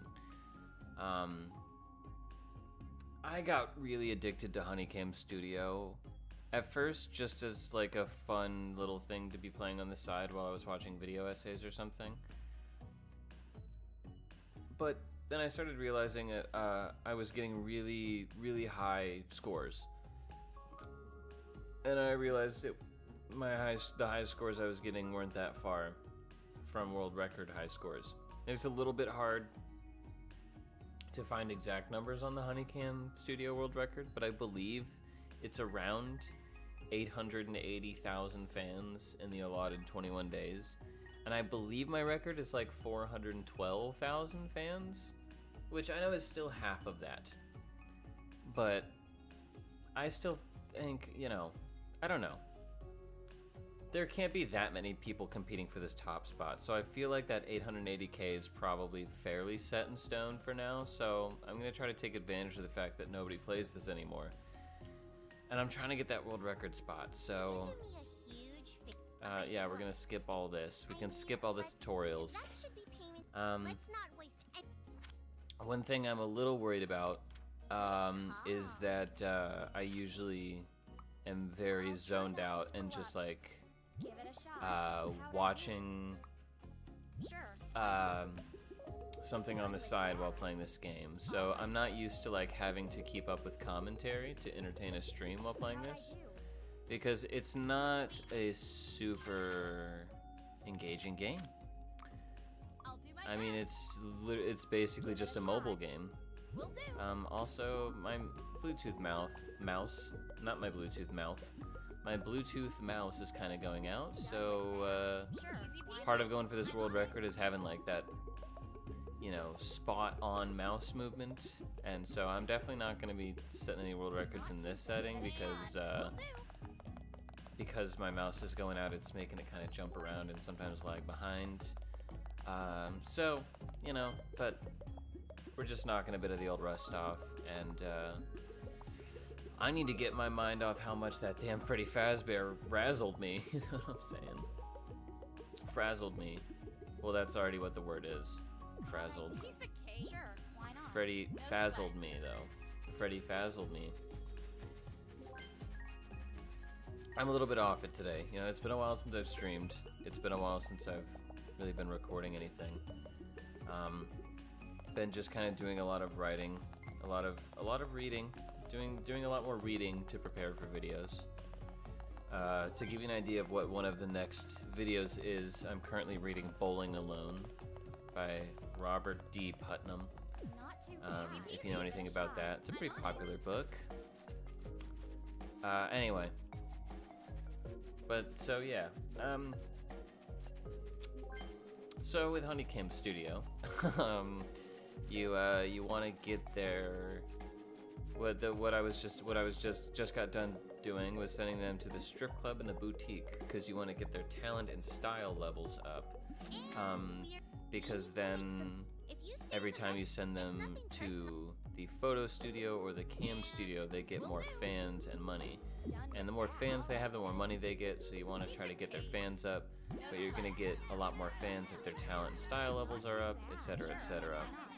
So it's just kind of one of these cycles of sending them places. But the most important thing is this purple number, these fans, this purple number in the top right. We want that by the time this is in the top left. Oh, you can't see it. But in fact, yeah, let me move for this. I will move face cam down here. That feels a little, hold on, let me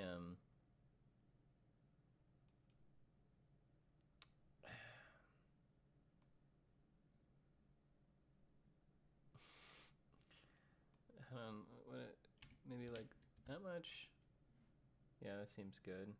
That seems good. And then, no, not like that. Okay, that's fine. And then that's good. Okay. Sorry. Okay. So the number in the top left is what day it is.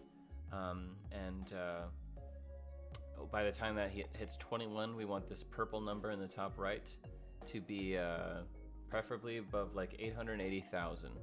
We're not going to get there, but that's the goal. We want that to be as high as possible.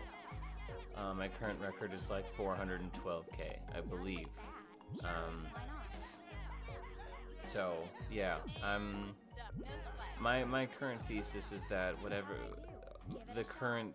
my current strategy, and because I mean there's not really a strategy. There's basically one way to play this, but there's like slight different routes you can take and things you can prioritize. And so I just have a feeling I'm prioritizing the wrong things, moving in the wrong order, because I'm just still like I'm so close but so far. So I can't help but feel like I need to be changing my strategy. But you know, I've been doing this damn thing for so long. I don't know how to change my strategy this late in the game. Can't teach an old dog new tricks. I only know how to play Huniecam Studio one way. This 97-year-old streamer still plays Huniecam Studio the old-fashioned way. Easy peasy, I'm on it. Bing, bing, bing, bing, bing, bing. How'd I do? I'm already running dry in the commentary department. It's hard to think of things to say while you're playing this. But maybe that's part of why I wanted to play it. Set a challenge for myself. Will do. Figure out how to if you can think of things to say while you're playing effectively what is effectively just a crappy mobile game ripoff, then you can do anything in this world. My one viewer left, so it's off to that's not a great sign. You also have these promos to buy every day that gets you more fans.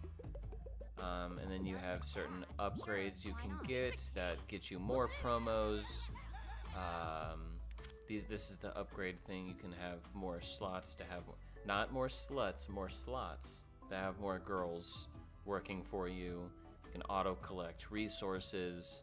They can carry accessory items which help them upgrade their stats, get more fans, get more money, etc., etc.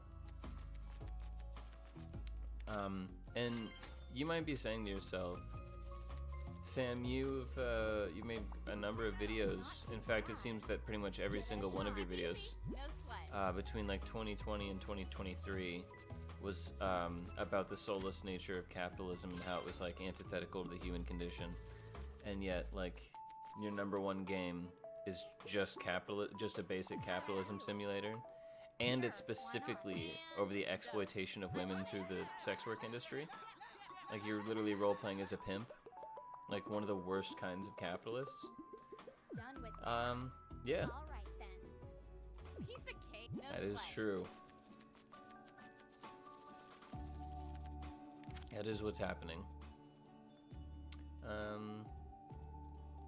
Yeah, we'll do that so we have more promos. And then we'll do this so we can have a third gal. We need a third gal, don't we? And then once they're done at the day spa, we'll send them back to the modeling agencies so we can hire some new gals. And then we can sell their bodies and profit off of them. Give it a shot. And will do. I'm not gonna stop like making it obvious what a shitty game this is, you know what I mean? Because like, I mean, I feel bad for playing it. All right then. So, man, I'm trying really hard not to talk about Peacemaker because a lot of people still haven't seen it. I don't want to be spoiling anything, but god damn, this season's good. Done with that? Sure. Why not?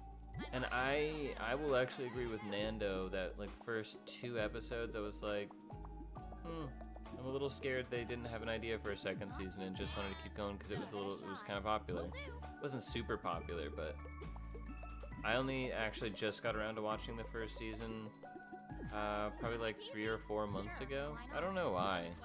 I think it's because I for some reason assumed it wasn't directed by James Gunn. It also took me a while to get around to watching the Suicide Squad, but when I did, I loved it, and I did love the Peacemaker character. But I think when I saw there was a Peacemaker show, there was part of me that was like, you know, didn't feel that invested in Peacemaker to be like, I'll watch a whole show about him. But also, I think I just assumed that since it was a show, it probably wasn't directed by James Gunn. It was just people trying to capitalize off the character he made. Obviously, he didn't make Peacemaker, but the specific iteration. Howdy, welcome back, Jim. I am still streaming, probably for at least another hour. But yeah, when I finally gave it a shot, like I was saying earlier, I think Peacemaker is probably at this point my favorite James Gunn project. It's got to be my favorite cast. I love the humor the most. I love that there's significantly more of what I think is best about James Gunn's sense of humor, which is when he just has like really stupid dialogue go on for a really long time. I don't know why, I just really love when he does that. I've almost been wanting to make like a compilation of all the like unnecessarily long arguments that go on in Peacemaker, especially between like Economos and Adrian. It's a very entertaining show. I love the cast. Everyone has great chemistry with each other. Even the characters that I find annoying, like Judo Master, I'm like very glad they're there. They're like the very entertaining kind of annoying. And I really want to talk about the specifics, but some people ain't watching. I mean, a lot of people ain't watching. Sure, why not? I'm on it. But I do think, you know,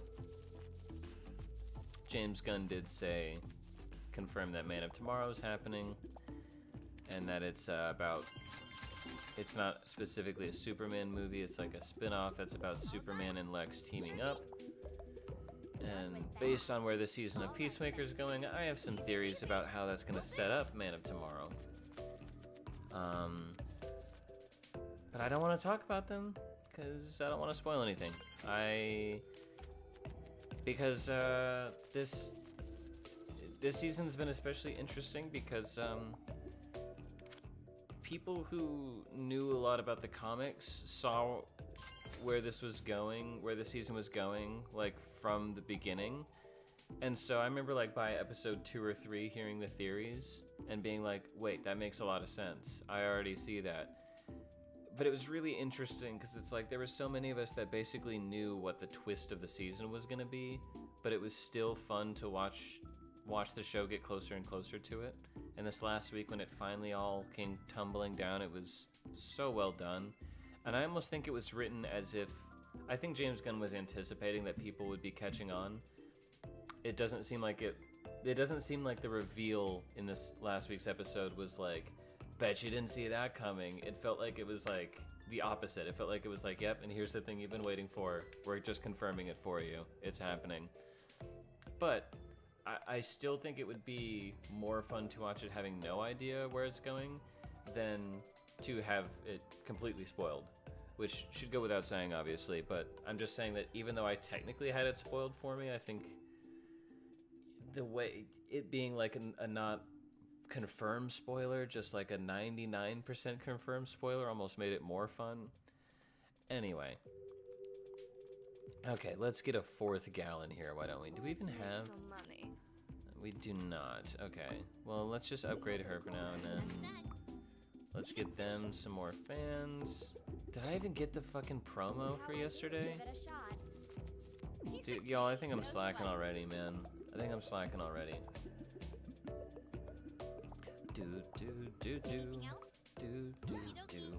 Also, just a heads up to anyone watching, aka the one person watching, which is probably Jim. These rounds are usually like 50 minutes. So I'm thinking I might end it after this, but after that I might, in fact, actually after this round, what I might do is just end this stream by doing what I was talking about at the beginning, just going through a lot of my work in progresses and half-baked scripts and such. Because I do just, there's part of me that feels, I say part of me, I'd say it's almost entirely insecurity. Like, I hate feeling like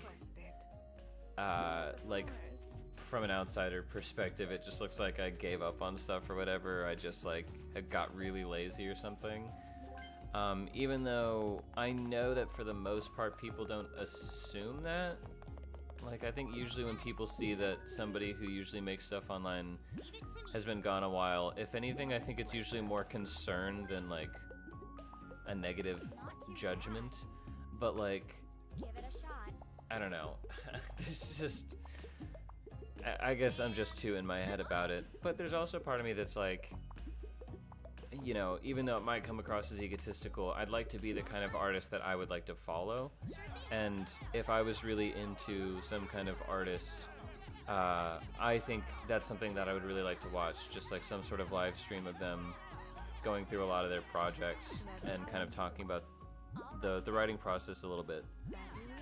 And so I feel a little douchey assuming that people want to see that, but at the same time, you know, just don't watch it if you don't want to watch it, you know what I mean? Okay, that's good. Let's do that so we can have 4 girls at once. Not like that. Get your mind out of the gutter. This is just a prostitution game.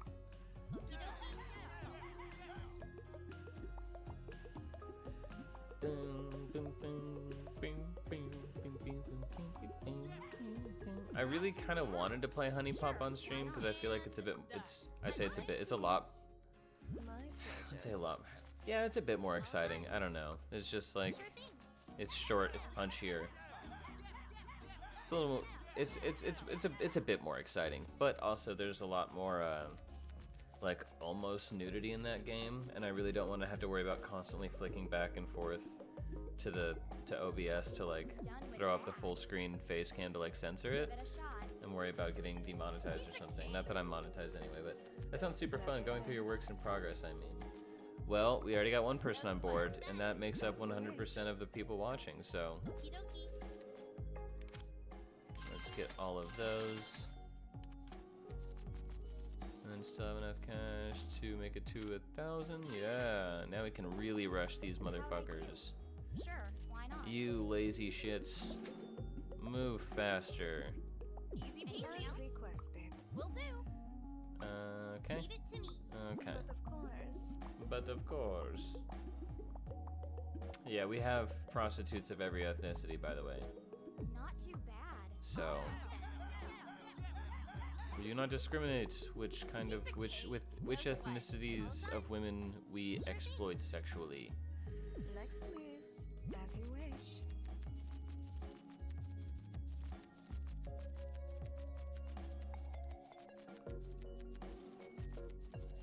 So,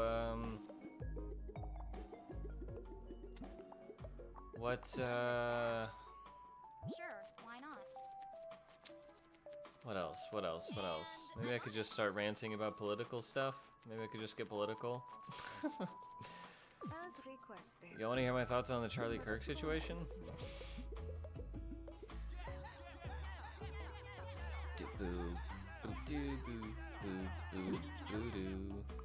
Leave it to me. I don't know how, dude, like, I used to stream a little bit in high school, and every time I'd stream maybe once or twice a week, and when I did, I'd stream for like maybe an hour, 45 minutes, and then when I came back to streaming like a couple months ago, I was cranking out these 5-hour streams like once or twice a week, and I was like surprised with myself. Will do. And now that I'm trying to get back, I'm like, how was I doing that, bro? How did I go like 4.5, 5 hours? That's fucking crazy. I'm just over the 2-hour mark right now, and I can't think of anything to say. How'd I do? Sure, why not? Anything else? Easy peasy. Did you know that As requested. But of course. dung beetles are native to Greenland?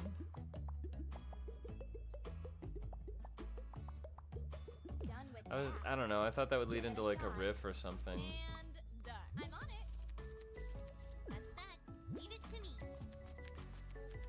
So, did you hear about this, Then as you wish. how about this Riyadh Comedy Festival, huh? That sucks. You, I don't think I was really surprised by any of the names on there. I can't say I was shocked to see Bill Burr. I was a bit more disappointed than with any of the other names. If you want to get political, say whatever you feel, homie. I feel like we're on the same side. Honestly, I do get those vibes as well, Jim. All right, then. Piece of cake. Oh, I thought that was already upgraded more. God damn it. Will do. I mean, I will say, just in the spirit of keeping things a little bit balanced, it is kind of just crazy being on social media and watching Republicans literally dismantle the Constitution on a daily basis, and then see Democrats be like, well, we made a meme about how stupid you are. Easy peasy. I'm like, Give it a shot. it's not even No like, sweat. it's not even like post-ironically depressingly funny. Like I just feel rage and violence. Just like, the fuck is wrong with y'all? What is actually wrong with y'all? And almost, when I see the way the Democrats are acting now, it almost makes me have more respect for the Republicans, because I'm like, at least they have direction. At least they have ideas. Even if it's just going back to old ones, even if it's all terrible, violent, fascist ones. Like, Sure. I don't know, the Democrats are just like, what's the best, like, negative adjective we can use to describe Trump's latest bill? And it's like, I don't know, man. Let me know when you come up with the one that convinces them. Let me know, and that's working out for you. So, All right, then. Piece of cake. I mean, yeah, fuck the Republicans and the Democrats right now. Leave it to me. But I'm not centrist in the sense that, I'm not centrist in the, see, you got some people out here protesting to, like, string up blacks and take away women and gay rights. And then you got some people Done with that. counter-protesting that. And it's basically two sides of the same coin. I'm on it. I really can't stand that kind of centrist. All done. Okie dokie. Tired of the memes, want them to get some shit done. It's alright. It's all right-wing, Dems just want to seem less right. Exactly, yeah. They are All right, then. Piece of more cake. concerned... Because, like, a lot of times when conservatives complain about virtue signaling, I'm like, I think you're just talking about voicing an opinion that's different from yours. But I kind of think they're mainly referring to, like, White House Democrats, and I honestly agree with them. It does seem like Democrats are more concerned with being like, just so you know, I don't like the thing he's doing. And it's like, cool, isn't it your job, if you don't like it, to do something then? I'm not an expert on these things, though, so, you know, maybe I'm just flabbing out my ass. What can I say? I mean, I'm doing really bad this round. It's day 6, I only have 2,500 fans. Let's do that. We need to carry some more accessories, auto-collect resources. Get your asses to the adult shop. Done with that. We're gonna buy some accessories. If we could get some subscriber pillows, those are usually pretty OP, because once you have those equipped, then every time, yep, those ones, every time you go to the cam studio, you get more fans. So it's just always like, it's very slight, but it's exponential growth, and it's kind of pivotal to trying to get the highest score possible. As requested. Yeah. But of course. Y'all like the little yas? Easy peasy. Okay. Let's give them to the girls with lower fan counts for now. Wow. Thanks. No Okay. sweat. Doom, doom, boom, doom. Boom, boom, boom. Boom, boom, Done with boom, that. doom. Sure. Why not? Yeah, I mean, as much as I genuinely love to just start rambling about political stuff, I don't know how to. I feel like it would just get genuinely depressing really fast. I don't really mind, I don't know, like, if somebody who is, like, pro-Trump gets annoyed and clicks off my stream. I don't really care about, like, offending those people, but I just don't know, like, how to talk about, like, anything without just getting pretty dejected and then just, like, turning off the game and, like, lighting up a joint or something. That sounded really douchey, I'm sorry. Sometimes you just gotta... Sometimes to deal with the state of the world these days, you just gotta light up a J. You know, No sweat. coming from a white guy, I think the world leaders just need to smoke a J. Get together and smoke a J and everything will be alright. I think that's all it'll take. Not too bad. All right then. Okay, we got that. Do we still have an... Oh, shit. Well, we can do that. Oh, we're past midnight. Never mind, I'm stupid. I thought we were about to run out of time. That's done with that. That's Sure, that. Why not? Okie dokie.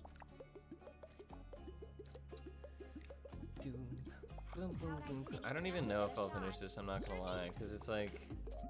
We're only on day set. We're a third of the way done, by the way. We were a third of the way done with this round. Done with that. And we need to get to 800,000 fans. We're at 3,481. Keep your eyes on that purple number, ladies and gents. But of course. And NBs, all in between. And done. No sweat.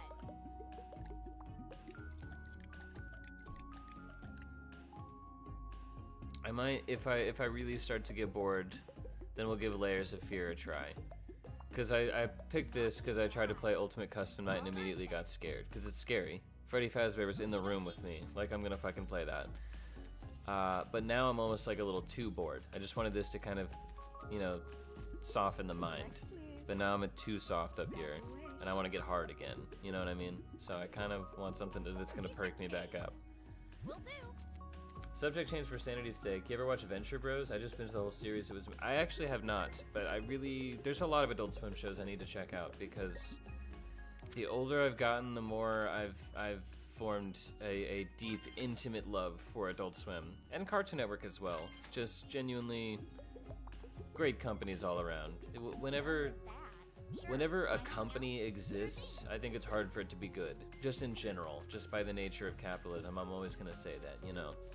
And it's cool, especially like media, entertainment companies, especially ones that have gotten as large as like Cartoon Network, Adult Swim. It's really cool how cool they've stayed. And Cartoon Network, without a doubt, had the most of like what I'd consider to be beneficial children's programming. And I don't even mean just educational, I just mean like good for like imagination, good for like a child's heart and soul. Like there's so much kids media out there that is just for, and I know, I'm sorry to kind of get off topic because I know Venture Bros and Adult Swim aren't the kids media, but I think it's so easy for people to get into making kids media because kids are just easier to entertain and it's easier to make a lot of money off them. And that's, you know, why you got a lot of concerning kids content and brain rot shit. And so it's really cool whenever people, especially with like how much easier that becomes and how enticing I'm sure it is for a lot of people who really want to make money in the entertainment industry. It's really cool whenever people want to make a kid show because they just have something they think is important for kids to develop an understanding and appreciation for. I.e. Steven Hillenburg, creator of SpongeBob, who was just a marine biologist and had no background in animation or in the entertainment industry. I might be talking out of my ass. I'm pretty sure he was just a marine biologist. He might have been in the entertainment industry somewhat. But as far as I know, he literally was just a marine biologist who loved the ocean and ocean life so much that he was like, like kids don't really, like sometimes they like fish or whatever, but I feel like it, you know, it's just more of an autistic special interest thing. He's like, I need kids everywhere to understand how cool the ocean is, especially with how bad pollution's getting and how much our society kind of treats it as just a thing to disregard sometimes. And we got SpongeBob because of that, and I think that's beautiful. And especially when you watch those early seasons, like, even though there's not really a whole lot of educational stuff, and it especially doesn't like beat you over the head with it, like you can just really feel the genuine love coming from the creators. Agreed, lots of smart cartoons by Cartoon Network. Yeah, and I know I was talking about Cartoon Network and then immediately gave a Nickelodeon cartoon, but the other thing I really love about watching especially early SpongeBob as an adult is that, like, you know, a lot of people talk about how, like, as a kid you think I mean you are SpongeBob and you want to be SpongeBob, and then you grow up and you're like, oh, I'm Squidward. And, you know, everyone's talked about that, and I feel like, you know, it makes sense because in essence, SpongeBob kind of represents innocence, and Squidward represents cynicism, and like. Sure thing. Done with that. I think Squidward's a well-written character because he's almost basically like a realistically cynical person. But like when you put a realistically cynical person in a kid's show, it's gonna seem over the top because most kids' characters are either just very over the top and joyous and like energetic and positive, or they're villains who are also very over the top and energetic, just in a negative way. So just having like somebody who's not in a good mood and doesn't really like any aspect of his life, I think made us feel like he was such a bitter piece of shit. And then you grow up and you're like, oh no, that's just like a lot of people I know, and honestly me on most days. But like, I think the thing that's a lot more interesting about watching SpongeBob as you grow up is that like, you really feel, and especially as somebody who's been wanting to get into the entertainment industry and specifically the animation industry, and I really would like to make kid shows. SpongeBob as Goat has the same energy as like classic Looney Tunes. Agreed, absolutely. The energy you really feel in early seasons is that like, Steven Hillenburg aside, a lot of the people working on kids shows are people who are new in the entertainment industry, because I think the networks kind of slate them to work on kids shows because you don't need people who are as talented, because kids don't matter, the standards are lower. So I think a lot of the people that you end up working on kid shows are often more recently were in a lot of these shitty minimum wage jobs, working out in the real world, and are now getting this opportunity to work on a show, just low level down on some kid show. And so like, I don't know, just like when I watch those early seasons, like, I know obviously we all remember that there's a lot of like anti-work jokes in SpongeBob, but like when you watch it, it's funny, like the jokes that you didn't appreciate as a kid, just like the aspects of how they parody like work culture in America, that like it kind of reminds me of those like Wojak memes you see that are captioned like, whoever made this was like so full of rage. It's like the jokes in SpongeBob are like subtle and silly and cartoony, but there's like a lot of rage behind them, a lot of rage for the service industry and for like working under capitalism and like working these minimum wage jobs.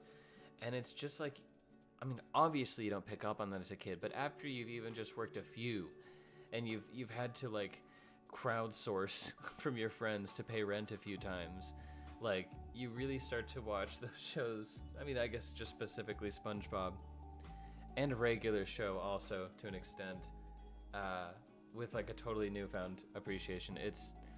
I think that show is like brilliant in a lot of ways. I think it's designed to be watched at different stages in life in different ways. Like you watch it as a kid and it's just like funny, like fart jokes or whatever. It's more than fart jokes, but you know what I mean. It's just funny jokes that just make you laugh and giggle. And then you watch it when you're like in high school and you're like, oh, like I'm relating more to Squidward or whatever, and like there's more clever jokes that I didn't appreciate when I was younger. And then you watch it as an adult and you're like, this is a genuinely good like adult sitcom as well. Like this is a good outlet for adult frustration. Honestly, better than a lot of other shows I've watched that are specifically and exclusively for adults. I'd say one of the only other like shows that probably connects with the complicated feelings of adult nature as much is probably Adventure Time. And it's weird to say that it's another kids show, and maybe it's just because I'm like autistic or something, but like I don't know. I'm rambling a little bit, and I'm running out of steam a little bit. It's been a while since I've streamed. Anything else? Leave it to me. Take a little jewel break, maybe. Give it a shot. But yeah, I mean, that is, I will say, I've probably already talked about it a lot, but that is kind of like ultimately what I want to do. I really like making YouTube videos. I want to keep doing them as long as I can. I want to make movies and TV shows. But like what I really want to do is make a cartoon for kids. I really want to make like Saturday morning cartoons. And I want to make a kind of Adventure Time thing that like, I wouldn't even say like I want to trick kids into learning. I just want to tap into that thing that makes like learning and curiosity and like, especially even if it's not about like school subjects, if it's just about like the world around you and especially about like emotions and like empathetic things, you know, because I think we live in a very individualistic society that is very much prioritizes the self over community. And I think especially in the social media age, we're just seeing a lot more isolation. And so that's something that is very important to me that I think kids could deal with appreciating through the media they watch at a young age, is that it's cool to care about how you affect other people. And it's cool to have community in as many ways as possible, honestly, in all kinds of ways. Steven Universe is up there, then all the old cartoons, Dex's Lab, Powerpuff Girls. I did not watch the second season of Steven Universe. I heard, you know, a lot of people's feelings on it are kind of mixed, but I really liked the first season. I gotta say, it's not fully for me. I think it's probably because, and I actually, you know, now that I think about it, I don't know why it doesn't connect more with me. Cause like, when I really think about the themes of that show, it really seems like something that would be perfect for me. And I love Rebecca Sugar. I think their work has been some of the most inspiring in terms of my music and like art style and stuff. But of course. And I will say my version of, well, Bill Gates dropped out of college too, is that Pendleton Ward dropped out of college. I'm always like, well, I kind of just want to go to college to like meet up with other people, because like, did you know that like Pendleton Ward and like Alex Hirsch and like Thorop Van Erman like all met in Cal Arts and then they just dropped out together? Also, I'm doing terrible this round. I've sunk a lot of time into this, but I'm doing terrible. So what I'm gonna do now is I think I am actually going to, I'm just gonna go through some projects that I've been working on. That's how we're gonna finish up the stream today. I'm really like genuinely nervous to do this. I don't really know. I don't even know where to start, really. I don't know where to start, really. I mean, one of the things I've been working on for the longest now is probably the Fallout video. If I just plug this back in, will it mess everything up? Hold on, give me a sec, y'all.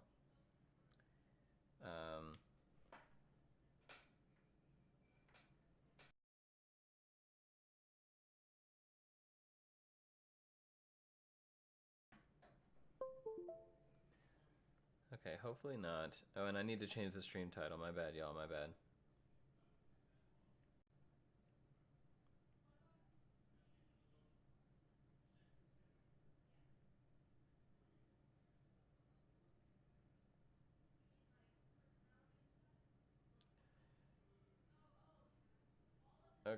Okay.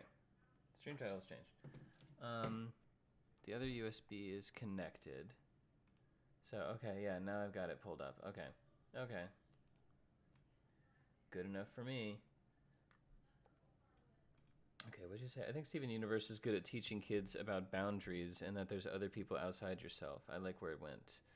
Yeah, I mean, that is absolutely 100%. I think it shares that with shows like Adventure Time, and I think it's probably like one of the more important themes to have in a kids show. And I definitely think it's something that's becoming a lot more prevalent in kids media, which I am very happy to see. Okay, so I've been working on a video about Fallout New Vegas for so goddamn long. I wouldn't say so goddamn long. It feels like forever. Because when did the first season of the TV show come out? Let's check that real quick. I think it was 2024, right? Like April 10th, 2024. I watched that and I loved it. I was surprised how much I loved it. It's probably the best video game adaptation I've ever seen. And as I was loving it, I was like, well, to be fair, maybe a big part of the reason I'm loving this is because I haven't really played the games before. I've played like some Fallout Shelter, the little offshoot minigame where you manage a Fallout shelter. But I was like, maybe that's why I like it so much, is because like maybe they're just kind of taking from the basic aesthetics and just kind of making a vague Western action thriller, like post-apocalyptic Western action thriller thing. But then I was like reading about it online, and like everyone was like, holy shit, this is great. And the Fallout community was like, holy shit, this is great.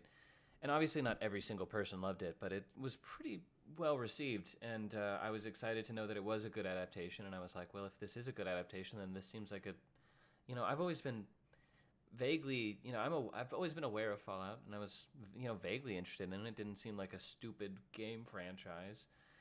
Just never interested me enough to want to spend a bunch of money on several installments of a franchise. But yeah, after that I was like, okay, well, I have Fallout New Vegas. I don't know when I got it, but I've had it, and I also have Fallout 4.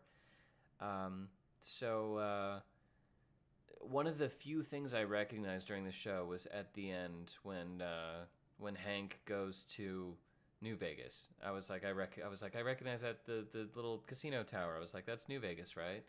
And so I was like, well, if that's where he's going next, maybe I should play New Vegas. Because, you know, I mean, whatever just happened there, like, I got updated on that. But I don't know anything about New Vegas, so I should probably play that game. And plus, I've heard that it's, like, one of the better games in the franchise. So I played that. Holy shit, you guys. Fallout New Vegas is, like, the best fucking game ever. Holy shit. Fallout New Vegas is so fucking good. And I fell in love with it. And I fell in love with, like, the whole world and universe. And I became obsessed, and I fell down the biggest rabbit hole. And I wouldn't really say it's a rabbit hole. I feel like rabbit hole is kind of reserved for, like, random hidden things that you don't expect, not for, like, one of the most popular AAA titles in the world. But I got really obsessed with this, and I could not stop playing, specifically Fallout New Vegas. But I didn't really play any of the other games, but I got into watching videos about, like, the stories and stuff like that. So, I mean, I don't really know if I guess I just want to play stuff. I guess just to, like, show. I don't really know how I want to go about this. I just want to prove that I'm working on a lot of stuff.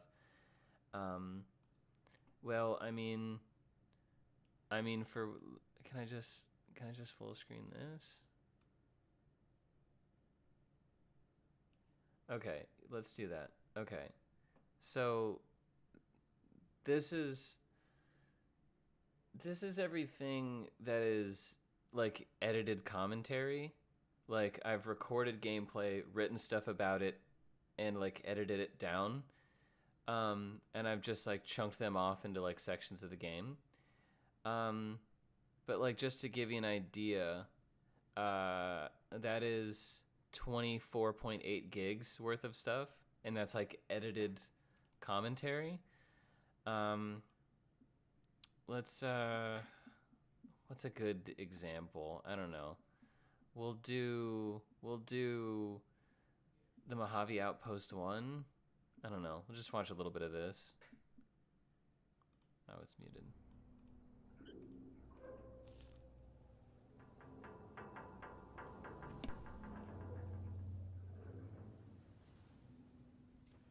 Okay, now let's make a quick, very strange detour at this random little outpost where there's some, I think they're fiends. No, they're jackals.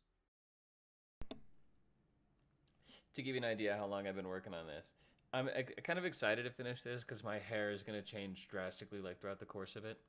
It's going to change the color drastically. It's going to go from, like, blonde to pink to, like, back to blonde to black. Jackals. I go into their little outpost and I interact with them.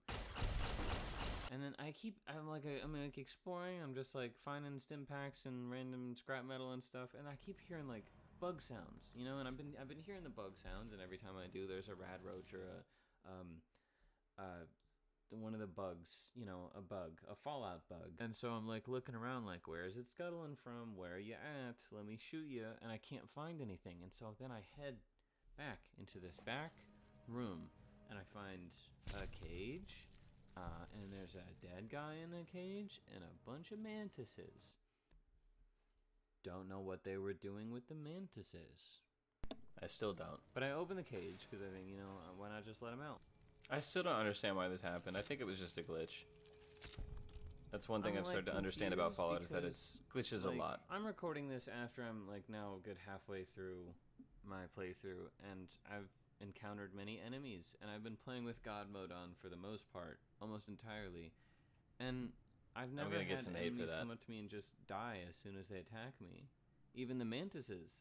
You can just see a box of donut holes in the background. I was really depressed during this. I didn't even give a shit. One-time glitch, or if they were doing experiments on them so much that the mantises became suicidal and they just immediately wanted to die, or they were just so tampered with that as soon as they tried to attack, their entire bodies just fell apart. I want to leave here. So one statue. I actually, 2 figures. I'm glad I've chose this one. This is so far probably one of my favorite bits. I like statue. I keep using past tense like I've already given up, and I don't want to do that. But I really wanted to have this at Vegas. Harley, can you just go lay down? Harley, go lay down. Where are you? Go lay down. Go lay down. Kind of cash in on that. Trending shit. You know what I mean? But I don't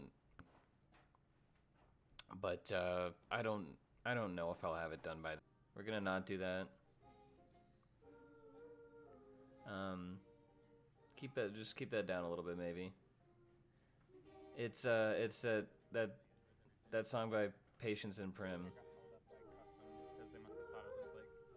So I feel like that's copyrighted. I feel like I'll get in trouble. What is this code name for?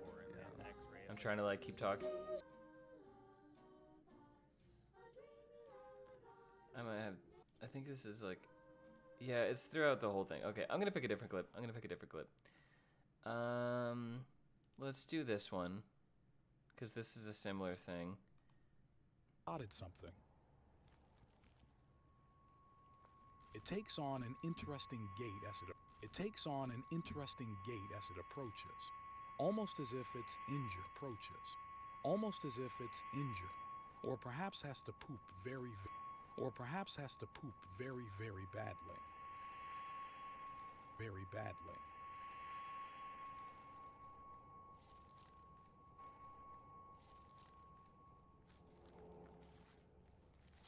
Fucking clear. I'm in the fucking clear. Alright. It's really depressing, but, you know, we just roll with the punches. You know? Is the perfectionist in me getting frustrated that I'm not just immediately crushing literally expert level that I've never played before. But also part of it was something that I like to think was strategy, of not wanting to waste all my lives on one stage. Oh, don't fucking die right now, I swear to God. If I... See, the problem with this is... How the fuck am I supposed to time this shit?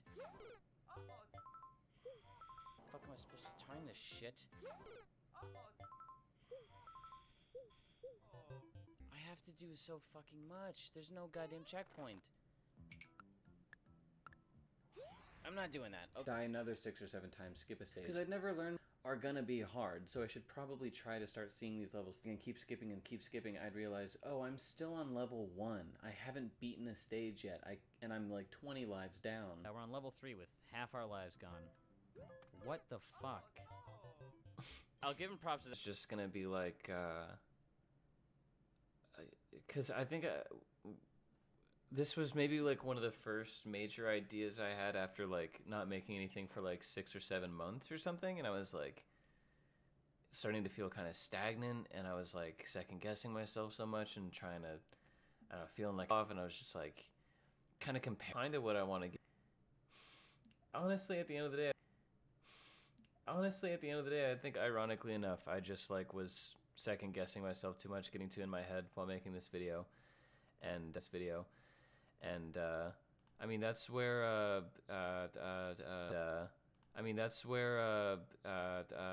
also Rick also recorded for the same video. Now, I had to wait till to keep people interested. You have to keep people learning. You have to engage the player. And a lot of people just made these levels that were intended to be really difficult, but without the fun and challenging part, just with a bunch of near impossible bullshit. And, you know, Mark Rober has a really excellent TED Talk about the Mario effect, in which he talks about how people learn better when they're making progress, about the Mario effect, in which he talks about how people learn better when they're making progress instead of just are lacking knowledge in some area. Is just I like the framing of this shot. This is cute. Experience. Okay, so at this point in garbage can. Okay, this next level that I'm about to play is a bit of a mile marker for me. It's not really the first of anything. It's not the first expert level I beat. It's not the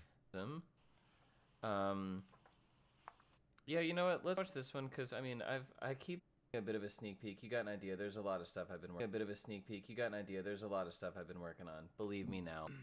What should we play for the last hour?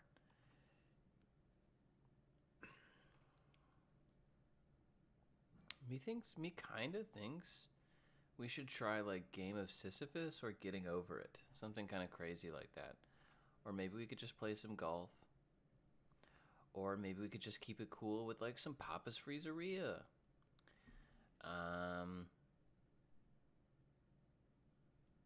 Works now. We're gonna play Tomb Raider. We're gonna end the night with some Tomb Raider. Harley's sleeping over there. And we're gonna play Tomb Raider.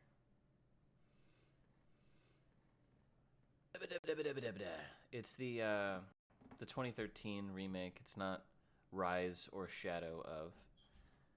It is just Tomb Raider, the 2013 remake. I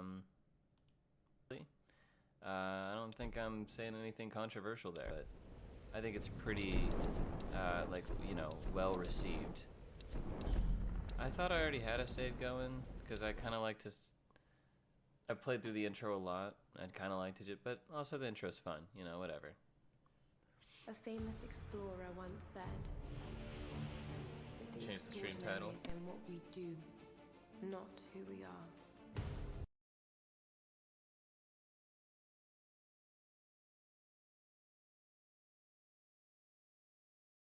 I finally set out to make my mark. Defy. Shove.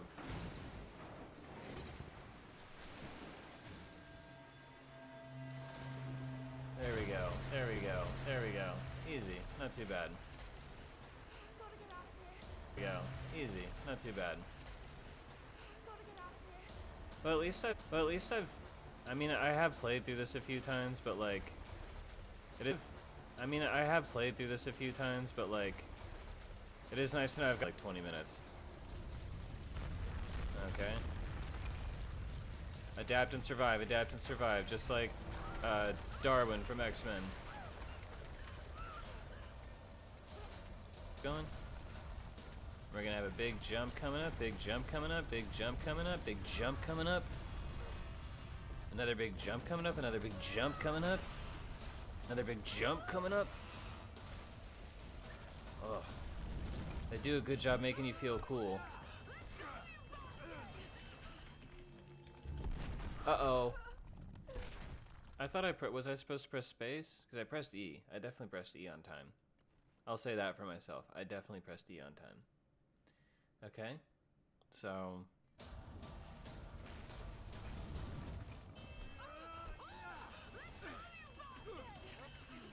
Oh, F.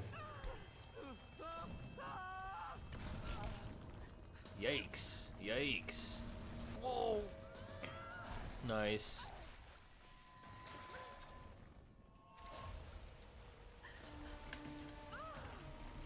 Come on, spam that shit. Come on, spam that shit, spam that shit, spam that shit, spam that shit, spam that shit, spam that shit, spam that shit.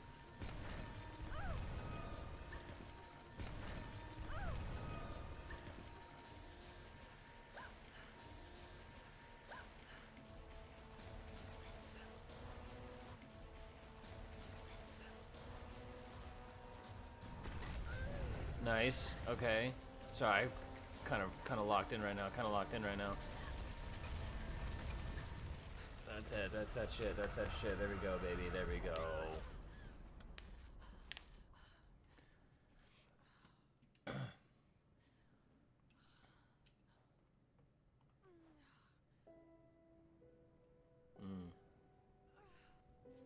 when a game have a peaceful scene right after a tense scene.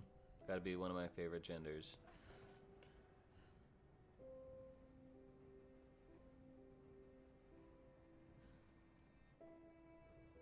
Damn.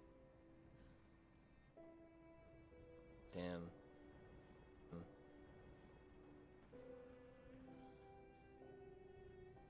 That's a nice scene. Good art direction. Oof. Mwah, mwah. Double chef's quiche. Whoops, almost just jumped right off. That would have been kind of funny. Am I even going the right way? Yeah.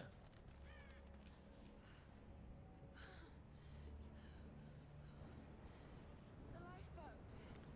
Where are they? They must have gone inland. Yeah, probably.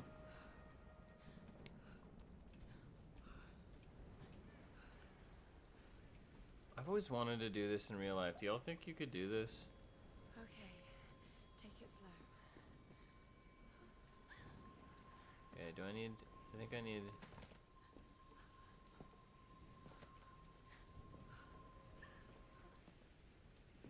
Alright, okay, woo.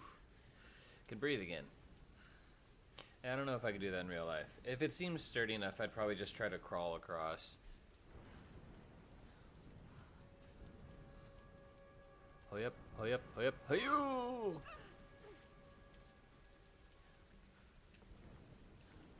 I like having a brief little cinematic for jumping, honestly. It makes you feel so much more like you're doing the work. It's like you're breathing heavy while you're just playing a game. You're like, okay, let's just get up there now.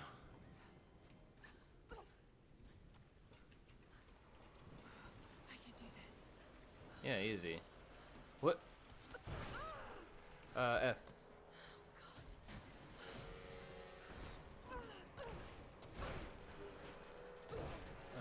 Am I going to the left or right?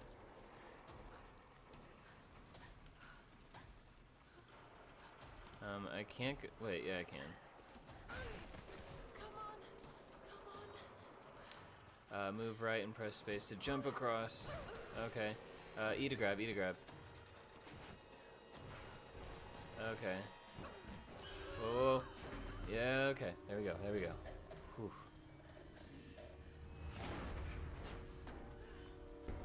This game does a good job with between the mechanics and the directing, with making you feel like you're actually doing this. I feel tired already. I'm like proud of myself for making it just here. Wall scramble, press space, mid jumped. Okay. Nice. Ninja Gaiden, but not really. Sam's pack. That's not my pack.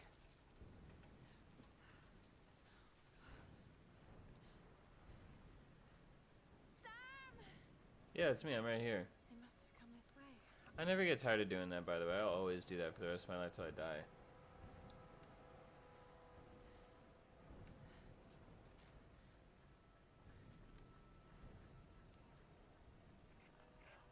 Sam? Roth? Can anyone hear me? I've got to find them. I'm gonna check the stream really